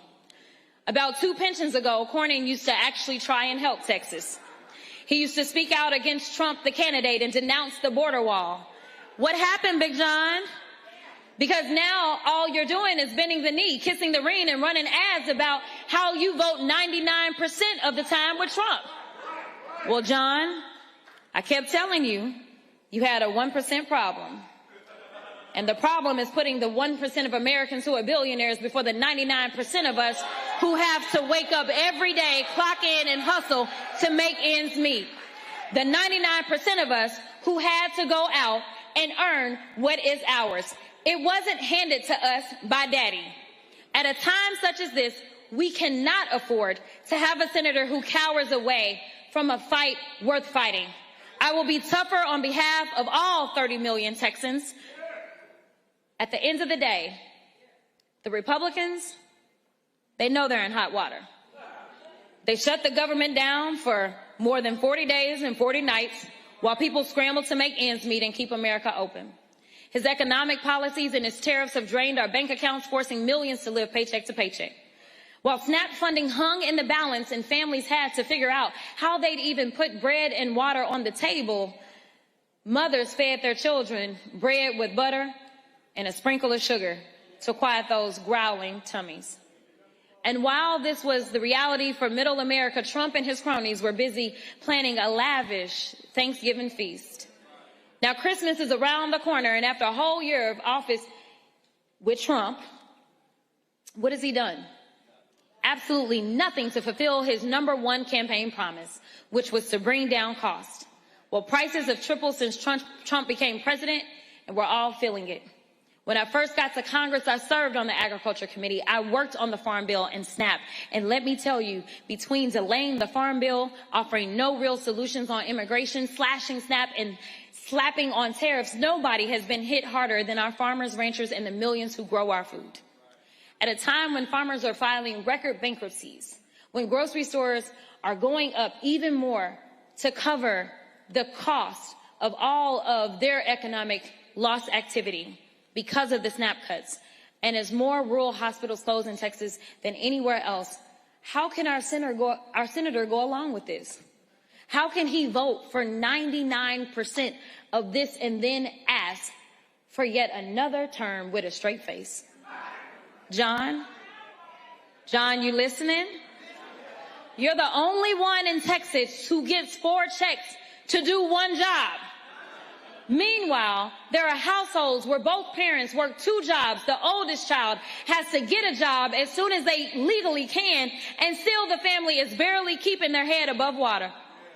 That is the reality for far too many people. But John Cornyn and his MAGA buddies, or shall I say frenemies, since we never know how he really feels about MAGA, they're so far out of touch with reality. They live in their own worlds. The cost of everything has gone up except for wages. People are working more and they're working harder. But that check is looking just the same, and that dollar doesn't stretch as far. They'll tell you that my agenda is out of left field, when in reality, it's just right for Texas. My agenda is affordability, it's healthcare, it's energy independence, it's American manufacturing, it's protecting our natural resources, it's providing the best education to every child and not saddling them with lifelong debt in the process. When prices are lower, that dollar goes further. Consumers have more confidence in spending power, businesses thrive, and our economy is healthy. The more people that are insured, the less healthcare will cost for all of us. If we spend on preventative care, we can save way more instead of waiting until somebody is sick. When we invest in clean energy, your utility bill goes down. When we build more housing, the rents and mortgages come down. When we have more affordable child care, Head Start, and universal pre-care, then families will have that huge burden lifted from them. Child care has become a second rent. Y'all say amen if you got children, because y'all know I ain't got none. I heard they expensive. My whole platform is rooted in my belief that life should be more affordable for those who make America run. It's centered around opportunity and a fair shake to work hard, get ahead, and have a chance to earn your dream no matter your story. To live in a country where you know your rights will be protected at every level, to feel safe walking down the street. That's what I have always fought to do, and I won't let up now. The stakes and the prices are way too high. That is why Democrats are truly about. This is what Democrats are truly about, and it's our opportunity now to remind the nation of what it looks like when we put our values into action. While Democrats were working overtime to protect health care and lower costs of insurance, prescriptions, and the care you need to be alive, Trump was too busy golfing, y'all. I don't even want to tell y'all how much money y'all spent on that. He was looking over carpet patterns and paint swatches, y'all know, for his little room. Anyway, while Americans had to decide between paying the car note or paying the mortgage, Trump's toughest choice was between Chantilly lace or alabaster for his billionaire ballroom. The American people have been watching, and even those who weren't watching, they felt the effects and know the pain. Trump's unpopular policies will cost him the Republican majority in the Congress. He knows that, and that's why he called Greg Abbott and said, I need 5 seats from Texas. I'm entitled to them. And Abbott got right to it. Well, Trump, I know you're watching, so let me tell you directly, you're not entitled to a damn thing in Texas.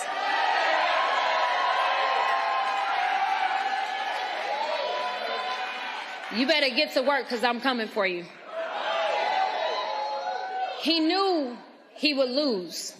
So Trump did what he always does, resort to lying, cheating, and stealing. He has rigged our elections once again by changing the lines in the middle of an election cycle. And the cherry on the top, Trump drew me out of my home district. I know he's tired of me holding him accountable, dismantling his lies, and I know he's tired of me breaking through to millions of Americans, tired of me getting people out to vote, tired of me living in his head rent-free. Well, Mr. President, you couldn't beat me at the ballot box. And so, as y'all know, a judge that you appointed, Mr. President, he said your maps were unconstitutional, but you ran it up to your loyal activist cronies at the Supreme Court and snatched representation away from almost 500,000 people I represented right here in CD 30. Well, I'm here to tell you, Donald Trump, you won't get rid of me that easily. I'm not going away. I'm not giving up. I still believe in this country. I still believe that we are in the land of opportunity. I still believe in the bright beacon of hope amidst a sea of despair. I still believe Texas will lead the way and prove to this nation and the world what I know to be true. So I'm asking you, will you join me in this campaign? Will you join me in the work and turn this moment into a movement? I'm asking you to wake up every day between now and November, yes, every day, and ask yourself daily, what am I going to do today to elect the leadership I wish to see? Who I'm going to call today about why I need to vote? What will my contribution to turning Texas blue be? It's also why I've sought to bring about unity within our party as well. I did my best to make sure that we had a strong ticket with candidates running up and down the ballot. We're not leaving any races out. Everything is on the line. I need you to know that this is bigger than any one person and any one candidate. For us to win this race, we have to win together. We have to run as a team. Like I said before, and we'll keep echoing, this isn't about me. This isn't about them. It's about you. We're going to go and win this election for the people. As I close, I want to send a message to Donald Trump and the whole nation. Don't take Texas for granted and don't count us out. It's our time. We are one. God bless Texas and let freedom ring.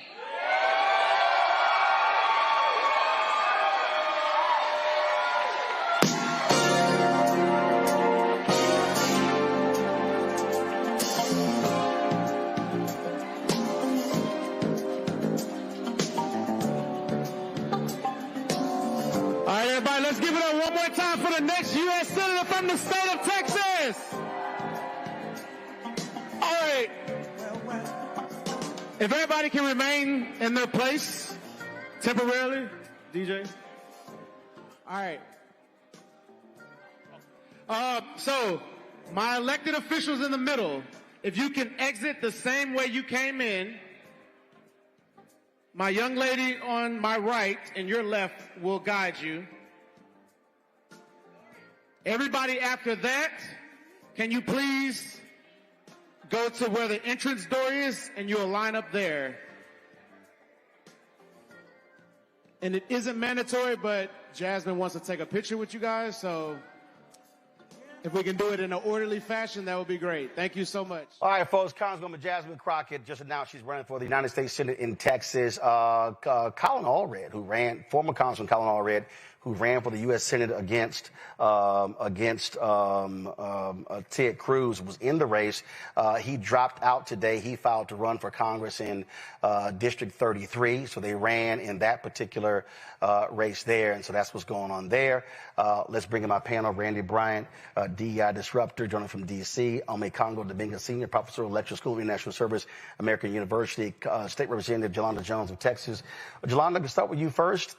Congresswoman Crockett, this is big news, obviously. A lot of people are like, oh my gosh, she's guaranteed to lose. But she talked about it. Texas is 61% minority, but 61% of the folks who vote in Texas are white. The issue here is Trump's numbers among Latinos has dropped in a massive way. The numbers have dropped in a huge, huge way. And so now what you're seeing is, this whole thing now coming out.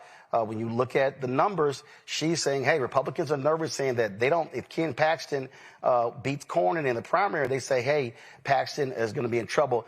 And so she's like, hey, she studied the numbers, and that's what they're saying. Hey, if Paxton is an issue, if he wins, then that could be problematic for Republicans by having someone with her name ID and the ability to raise money running for U.S.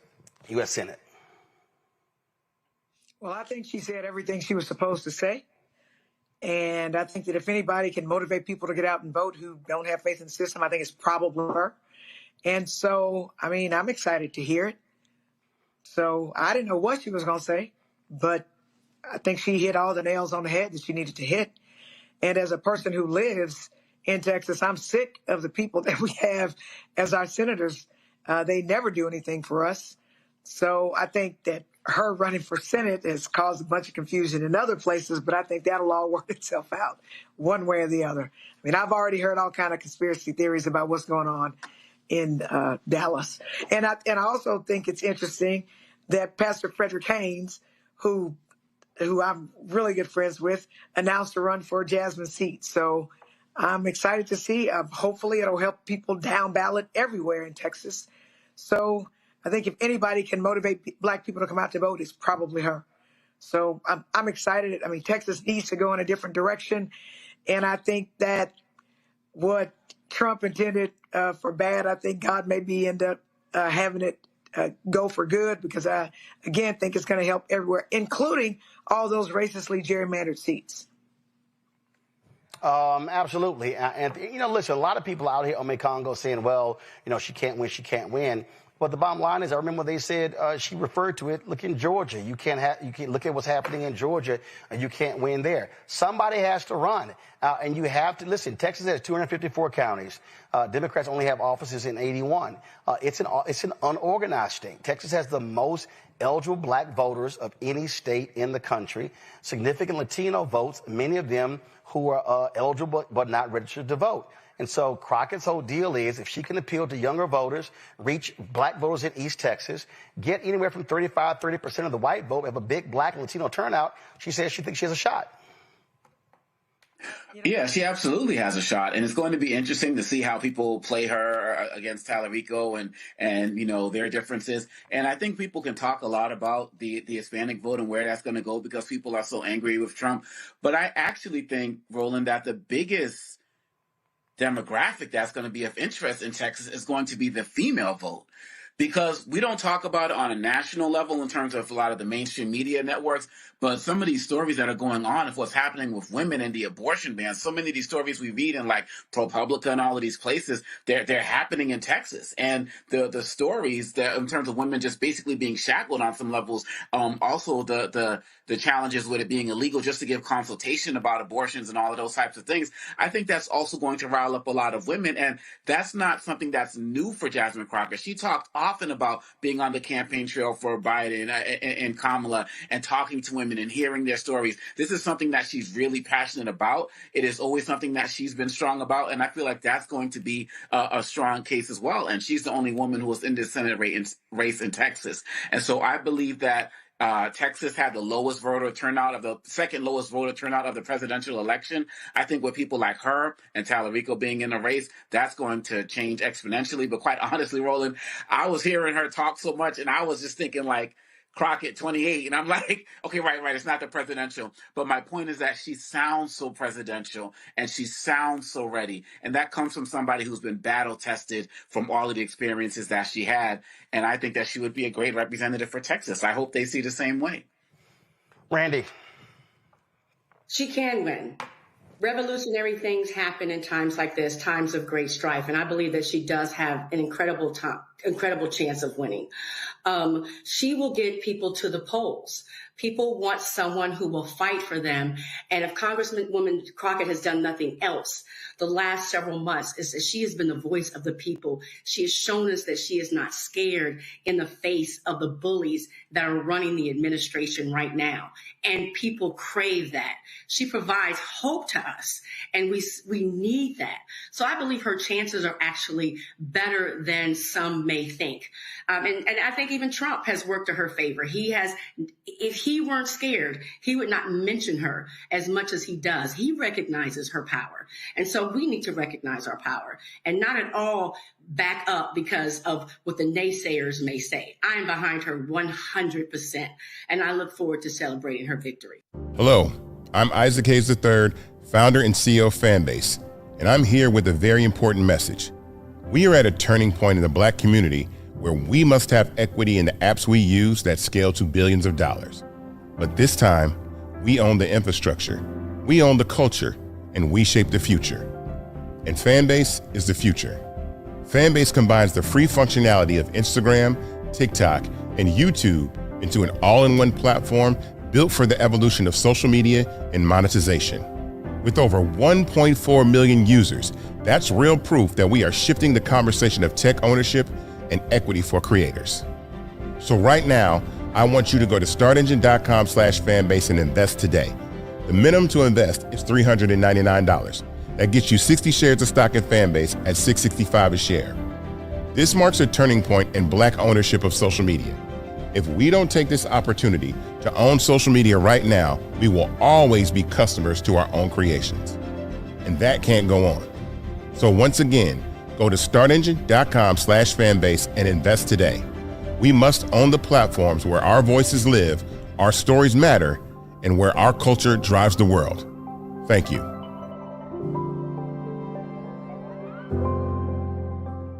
All right, y'all. A week ago, Congresswoman Jasmine Crockett announced she's running for the United States Senate, and all of a sudden, man, the haters and the bots all of a sudden came out, and they're talking about Israel and Gaza and all these issues, and now you got a bunch of people saying, oh, my God, there's no way the black woman can win. Oh, my God, she is just too divisive. Oh, my God, we don't like how she talks. And you read the comments that we're going to lose. We're guaranteed to lose. I'm sorry. Texas has not voted for a Democrat statewide since 1994. That year, 4 Democrats won. They ain't had one since. Not one. So I'm trying to figure out how you somehow are guaranteed to win. Now, here's the deal. What people are concerned about is that on the Republican side, you got crazy, deranged, MAGA Attorney General Ken Paxton, that corrupt fool, who's trying to take out longtime Texas Senator John Cornyn. Now, there are Democrats who believe that, oh, my goodness, that this could be our best chance at winning as a result. Well, that's true. But it's still not guaranteed. So I'm trying to figure out what the hell all the people are talking about. So there was a piece I saw in the Daily Beast that made a hell of a lot of sense, titled, Democrats Must Stop Bickering, Jasmine Crockett Deserves Her Shot. The author of the piece is Kavan Schroff, Democratic strategist, and an attorney. Kavan, glad to have you on the show. This is what was just dumb to me. Here's what I don't understand. State Representative James Tallarico announced that he was going to run for the United States Senate. Former Congressman Colin Allred, who ran last year, got blown out by Senator Ted Cruz by 10 points after raising $80 million. He pulls out when Crockett gets in. And so all of these people are like, oh, my God, this is crazy. She's going to guarantee we lose. There hasn't been one since 94. So what the hell are these people talking about? Right, and I think to your point, right, we haven't won in 30 years, so maybe it's time to shake up the playbook. You know, Allred, I think he was an okay candidate last year when he ran against He was awful. He was awful. He ran. No, Kaivan. No, I'm gonna say it. He was awful. He did not. It's the same old moderate playbook of trying to win those swing voters at the margins. There you go. And that hasn't worked for Democrats time and time again. And so why not try something new? And I will say, you know, there's a lot of discourse online, as you noted, but when you have a candidate that's digitally viral all the time, like Jasmine Crockett, that says she wants to expand the tent, reach new voters who are disengaged. By the way, the last midterm cycle in Texas, 2022, 10 million registered voters did not show up. So this is about mobilization and reaching those folks. And then third, candidates that speak truth to power, call out MAGA.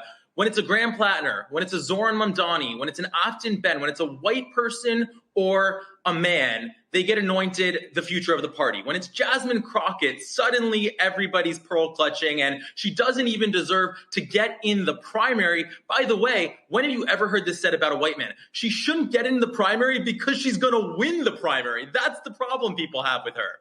Right. And so I'm sitting here listening to these people, and so I pulled up some stuff, and I was like, okay, let me take a look. So if I go to, I was sitting here, let me try to find it. Because I was trying to pull up all the names. And so let's see here. And I wanted to pull up, like, who ran last time? And I wanted to see, so we know Beto O'Rourke ran against Ted Cruz in 2018. He lost. Then Colin Allred, and let's be real clear, there were a number of people who ran in the Democratic primary in 2024. Colin Allred did not run unopposed. He had to run in the primary. So I don't get why. Hell, let's see if it's Crockett Tallarico, who campaigns the best, who makes the best arguments, and then if you win the primary, you go on to the general. Last I checked, that's called democratic process. Right, and I think this is an argument we see from the far left all the time, which is that they don't feel like they have to pay their dues to the Democratic Party. And I don't mean the establishment, I mean the voters and the organizers and the local folks who show up and do the work every single day, not just around an election. And whether it's Bernie Sanders or somebody else, they think they should just get to skip to the end. They don't ever have to win a primary, and everyone has to listen to them. And I think the other dynamic we're seeing here is, sure, some of the takes in post post-2024, and I heard you talking about this in the previous segment, have focused on woke and DEI and culture wars. What's more of a culture war than saying we can't let a qualified Black woman run in a primary because she's unelectable? There's nothing more than that. By the way, you want to talk about racism? I think it's so clear when you look at the issue of Gaza and you compare James Tallarico and Jasmine Crockett. This is the issue a lot of folks want to preclude her from joining on. They pretty much have the same position. The only difference is James was pretty much irrelevant. He wasn't in Congress. He's not in the Senate. Nobody cared what he thought about the issue. But when he's spoken about it, he's been aligned with Jasmine Crockett. So to say that's your deciding issue against the Black woman, of course that reads as racist. Actually, so I just pulled this up. This is right here. Colin Allred, this is just last year, Kavon. Colin Allred defeated 8 other candidates in the Democratic primary. There were 9 people that ran. Oh, including State Senator Roland Gutierrez. He's Latino. Carl Sherman, who's African American. You had some white candidates too. It was 9 people running. So we're losing it because some people, they think, like this one guy posted, James Tallarico is a dream candidate. And I said, can you define for me how he's a dream candidate? I'm still waiting. And again, this is not shading Tallarico. I've been to, first of all, I'm from Texas A&M graduate, okay? And I went down to the state capitol. Tallarico was one of the biggest voices against Greg Abbott's stupid scam voucher bill. I sat with Tallarico in his office and made a video with him. Okay, I'm not opposed to the guy.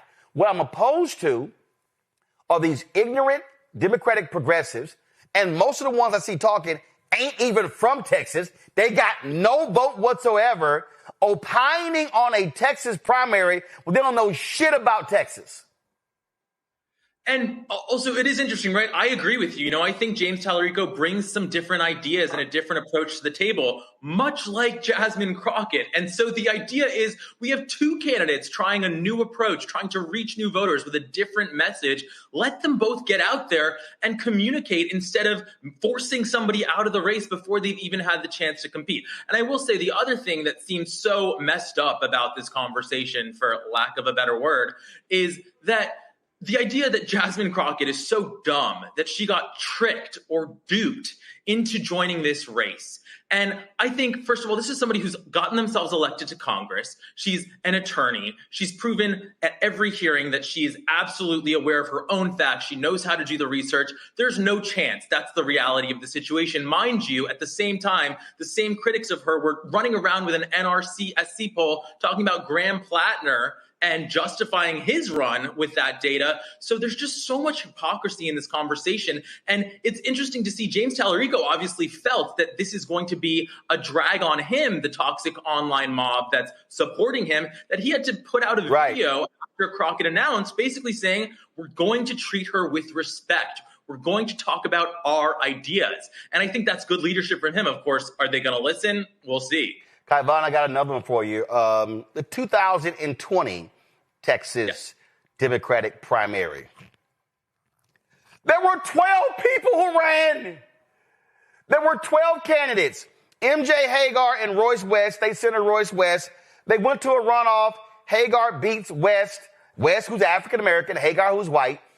In the primary, she goes on, gets beat by 1.07 million votes. And again, that's the other thing. Okay, so 2020, in this race here, Hagar wins the Democratic primary, loses by 1.07 million votes to John Cornyn. Beto runs against Cruz in 2018, loses by 215,000 votes. Colin Allred, who a lot of these people were saying, oh my God, he's a perfect candidate. Why did Crockett get in?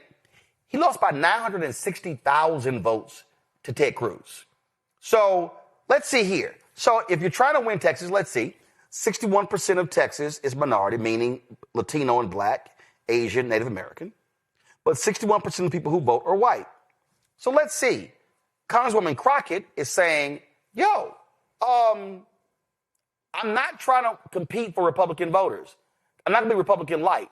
What I want to do is go after turnout Democratic voters, or go after people who are registered or not registered, but who likely lean Democrat. that to me makes some sense because the strategy of converting suburban Republican voters, I haven't seen any evidence that actually has worked. Oh, and by the way, haven't you noticed, Kai Vaughn, how they've now trying to rewrite Beto ran as a progressive? Oh, no, he didn't. By the way, the same people that are clobbering Kamala Harris for daring to embrace Liz Cheney, which, by the way, is a totally overstated rewriting of 2024, they've been hammering her on that for months. They now want Texas Senate candidate, the Democrat, to run the same playbook. And they want Crockett out with that same logic. So it doesn't add up. And by the way, Texas, as I'm sure your viewers may be more aware than the general viewer, has the most black people in the country, in the state. So Jasmine Crockett will be the only major black woman female candidate in this race. And it's, again, not about identity politics. It's about speaking to communities that are under attack under this administration. It's absolutely a compelling message. And by the way, if it wasn't compelling, she wouldn't have the platform that she has. And people, the usual pundits, don't understand a candidate like Jasmine Crockett, because I already saw people criticizing her out the gate with her viral video, and they said she's too focused on herself. People know who she is. She is a star of the party. And by the way, she's not like a boring candidate who has to get every word in that first launch video. People are going to follow her. They're going to pay attention to her. They're going to hear from her over the course of this campaign all the time. Yeah, I mean, it's amazing. And I did something the other day, and I said point blank, I'm from Texas. All my family's there. I talked to a lot of people. Israel in Gaza is not the dominant issue in this race. So to all of a sudden say she's just like Kamala Harris. No, we see what's going on here. And I warn people, don't fall for the bot game. Don't fall for that okie doke. And again, if that's your issue, that's your issue. But here's the deal. You know what's going to happen? You got to look at what Tallarico's record is, what hers is, and what Cornyn and Paxton's is. So whoever wins Democratic primary, they're going to be running against somebody who is hardcore Israel. Hello? It's called winning. That's the point, right? It's like, if that's your issue, I saw some ridiculous account that they disqualified both James. It's a pro-Democrat account or a pro-left account. Disqualified both Jasmine Crockett and James Tallarico.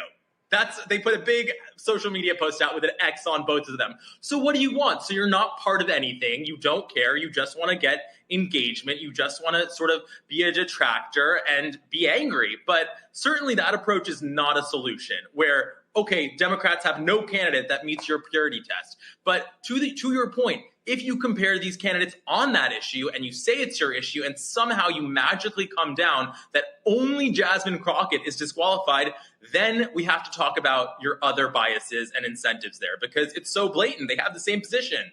And not only that, and again, this is what happens when you pull history. In 2014, the U.S. Senate primary, 1, 2, 3, 4, 5, there were 6 people that ran. In 2018, when Beto O'Rourke ran against Cruz, there were 3 people who was running.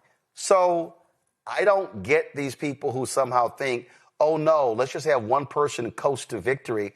Actually, and not only that, Kai Vaughn, you also, one of the reasons why you need a primary, which I've always said, no job is guaranteed. You also need a primary because you need both of these individuals to travel the state. You need both of these individuals putting together a statewide infrastructure. Facts are facts. State Rep James Tallarico has never run statewide. Yeah, he doesn't have the infrastructure. Congresswoman Jasmine Crockett has never run statewide. And so the other thing is you need them learning how to run statewide in the primary, because the primary is March, is in the first Tuesday in March. You're going to need whoever wins to have a state infrastructure April, May, June, July, August, September, October for November. So I'm like, what the hell are y'all talking about? Literally, shut the hell up. By the way, I don't understand the people that think James Tallarico would have this locked down. exciting. He's viral. Yes, like have a bunch of people seen him go viral in 30 to 60-second clips, sort of doing Bible jujitsu on Republicans and saying, oh, you say this about the Bible, here's what it really means. And like, do I like to see that every once in a while? Sure. Is that going to carry him through a general election and a Senate race? Is he good in a debate? Can he actually throw a punch? I haven't seen any of that. So I'm not saying he's a bad candidate, but a primary will at least test both of them. And the reality is, Jasmine Crockett has a lot of the skills that we've seen are effective. And by the way, she may be running against a major criminal, right? Ken Paxton. So she would be well positioned to prosecute that case uniquely. We haven't seen that skill set from James. Yeah, to me, it's laughable and it's crazy, and there's no such thing as, oh my God, she's gonna guarantee we lose when you have it. And I think the other thing too is like, I think there's a certain segment of the left that thinks that we're not going to talk about race and we're not going to talk about gender and we're not going to talk about these things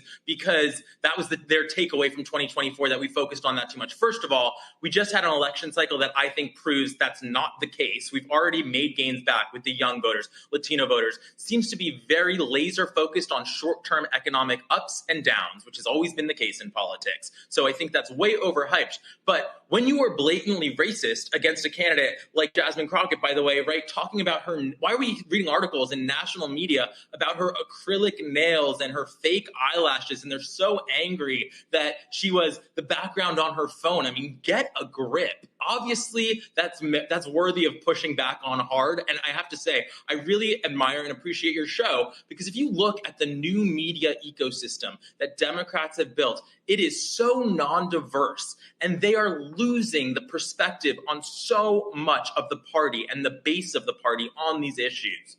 Well, it was interesting. Just today, I saw this graphic that somebody posted that was very interesting about all of these Democratic candidates who want to run for president and the podcast that they were appearing on. And I saw it and I was like, that's interesting. We're not mentioned. And at least 5 of these people have been on this show in 2025.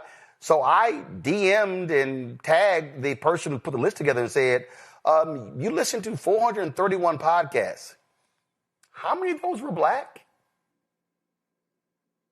I'm still waiting. Yeah. I'm still awaiting an answer. I'm just saying, you go to the Midas Touch Instagram page, right? That's the main outlet for Democrats right now. How far do you have to scroll to find a black face that's not Barack Obama? And again, that doesn't mean that we need to cancel those folks or that we can't watch those folks, but it does speak to a lack of strategy, right? It's not about DEI. It's not about woke. It's about wanting to win. And when you don't have communicators that represent diverse communities, you are setting yourself up to failure. And we've seen that with Latino voters. And if you do not turn out black people in Texas, you're guaranteed to lose.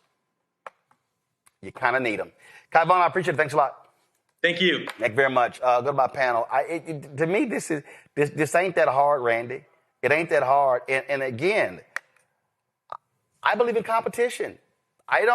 Do I believe that when Crockett jumped in, Tallarico should have jumped out? No. Now, I personally believe, because I said this actually in July, I personally believe that Representative Tallarico should have run for governor. That's just me. But again, Representative Hinojosa is running. Okay, got it. So I don't get these people, but the level of attacks on Congresswoman Crockett were very clear, and to me was absolutely outlandish and crazy. The day after she announced her bid, I woke up to such an onslaught of attacks towards Crockett from places that I did not expect, to be honest with you. And it was very disheartening. You know, you would hope that instead of saying nope the minute a black woman decides to stand up and be a leader, there would be some hope and they would see that we can be leaders. It seems as if they're so dependent on black women, but when it comes to supporting us, when we are trying to lead us, there immediately is this aversion. You know, people became so offended when former First Lady Michelle Obama said that we are not ready for a black president, a black female president. But we're seeing the way in what happened with Kamala, and we're seeing the way, Harris, and we're seeing the way that Jasmine Crockett is being treated.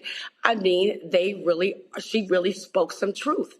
And I think that people don't like the ugly truth, because I think Jasmine Crockett is a fantastic candidate. When you look at the demographics of Texas, that she can win it, but she certainly can't if the people within her own party are immediately just, saying that she doesn't have a chance and discounting her. It is quite, again, the word I would say is disheartening, that they do not support us. And yet she has given so much hope to us lately. She's been the one out there fighting when people wanted and needed someone to fight.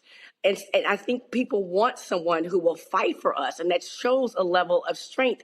And she has that. We want the fire. We want the fight. We want someone who's courageous, and she has that. But, Joe, it's real simple. No job is guaranteed. And let's be clear. If you want to support Tallarico, great, statewide. But tearing her down, is that the way you actually do it? Because if she wins, you're going to have her running against Republican, and you want to stand behind her. Right, absolutely. And, I like Tallarico a lot. I've seen him on this show. And, he's got his head together in a good way, and he does some things that a lot of people out there don't do. I think him and Jasmine Crockett, end up making each other better candidates, actually, even though there's an idea maybe he should have run for governor.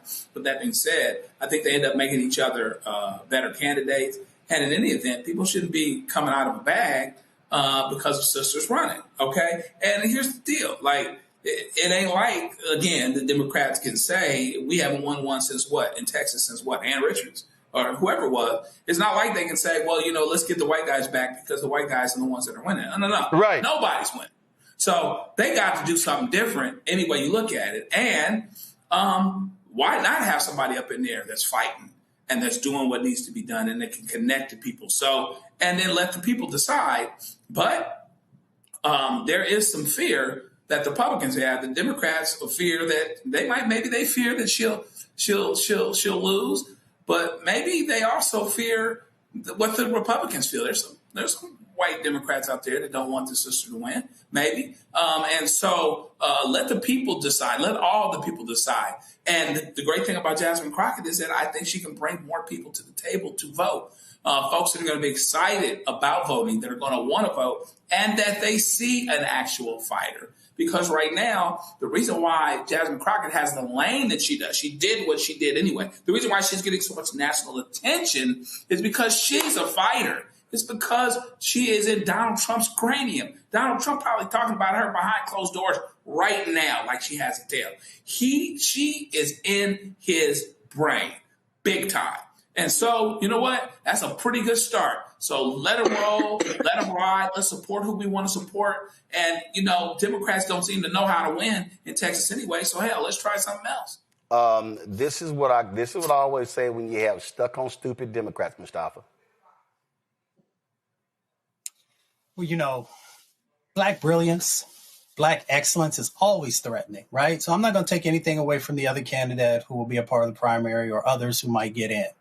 But all we have to do, once again, is look at history and remember all the challenges that Shirley Chisholm went through, right? Whether when she was running for the House or when she was running for the presidency, folks had all these reasons why she shouldn't do it, why she wasn't qualified, why she would probably end up losing.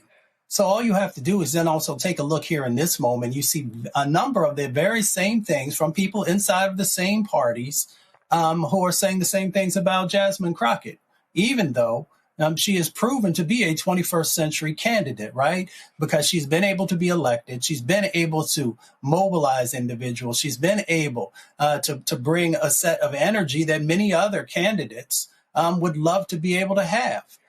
So, we'll have a fair process, which we always talk about. But at the same time, let's understand those additional hurdles that folks continue to put in front of Black women when they run for office. Well, I'm just sitting here just laughing again, when I look at all of these candidates and the people who ran, and I just see name and name and name and name, and I'm just like, if y'all even just check the facts, there were multiple candidates. In fact, the only race that I found, the only year I found so far where there were fewer than 4 candidates was 2018, when there were 3. So having 2 this year, that's actually the smallest number they've actually had running a primary in 20 plus years. But that's called facts. All right. This is your chance to own a piece of the creator economy. And with Start Engine, investing in Fanbase couldn't be easier. Just visit startengine.com/fanbase and click Get Equity. Opportunities like this don't stay open long, but your investment can help build a platform that pushes the future of social media forward.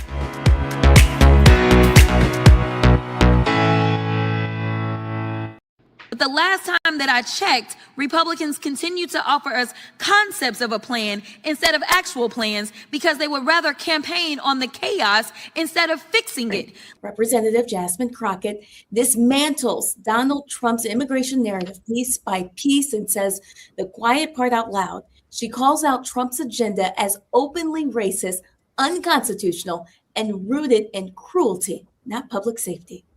Crockett exposes how immigrants are being scapegoated while the real problems remain untouched: unaffordable housing, rising grocery prices, stagnant wages, outsourced jobs, and a healthcare system that Republicans refuse to fix. She points to the largest and most inhumane deportation program in modern American history and asks the obvious question: if immigrants are the problem, why is everything still broken? President Trump has made it clear that he only opposes lawful immigration when non-white people immigrate to the United States. His immigration agenda isn't about public safety or economic stability or jobs. It's about racism. It was racist during his first administration. It's racist now. And like his first administration, he's hired a bunch of racists to carry it out. In fact, I'm gonna pause here really quickly. I know we're talking about TPS, but I don't know if anyone else has mentioned the fact that ICE agents were literally dragging a pregnant woman just this week in a viral video. So don't tell me that this isn't about cruelty, because it is. Moving on. The president is now on record admitting to calling majority Black and brown nations, quote, shithole countries. He consistently refers to Black and brown people as, quote, low IQ, stupid, or nasty. His agenda is about one thing: giving racial preference to specific people seeking to immigrate to America, which is illegal and unconstitutional. But nevertheless, they are going to keep trying to get y'all to believe that immigrants are the cause of all your problems. But here's the truth. Immigrants are not responsible for a billionaire CEO refusing to increase your wage. The corporation you work for isn't replacing your job with artificial intelligence because of Haitian refugees. Your landlord isn't increasing your rent because someone who's fleeing gang violence in Central America moved into your community. A Palestinian kid who was afforded a scholarship to study at an American university isn't responsible for your child's tuition increasing. Latino farm workers aren't responsible for prices of your groceries increasing. Let's be clear, blaming migrants and deporting migrants and ending TPS won't improve the lives of most Americans. As you can see, we're in the middle of the largest, most inhumane deportation program in American history. And guess what? Housing is still unaffordable. Healthcare is still too expensive. Groceries are still too expensive. Wages aren't keeping up with inflation. Jobs are still being outsourced. So maybe it's not the immigrants. Maybe it's the failed Republican policies. In my state of Texas, the Republicans control the House, the Senate, and the governor's mansion. In the United States, the Republicans control the House, the Senate, and the White House. Maybe it's the fact that Republicans would rather give permanent tax cuts to billionaires, but won't even give middle-class Americans temporary health care benefits. Maybe it's the fact that President Trump has the wealthiest cabinet in American history, and these people are out of touch with the American public. Now, Mr. Williams, will ending TPS help or hurt the finishing trades industry your union members work in? It will hurt the construction industry as a whole. Let me tell you this, or let me ask you this ain't in here. Has it already hurt the construction industry? It has. Because of the fear and uncertainty. There's a lot of fear. There are workers that are not showing up to their jobs, regardless of their status, because of how immigration is being carried out under this administration. Is that correct? That is correct. Will ending TPS help or hurt job site safety? It will hurt job site safety.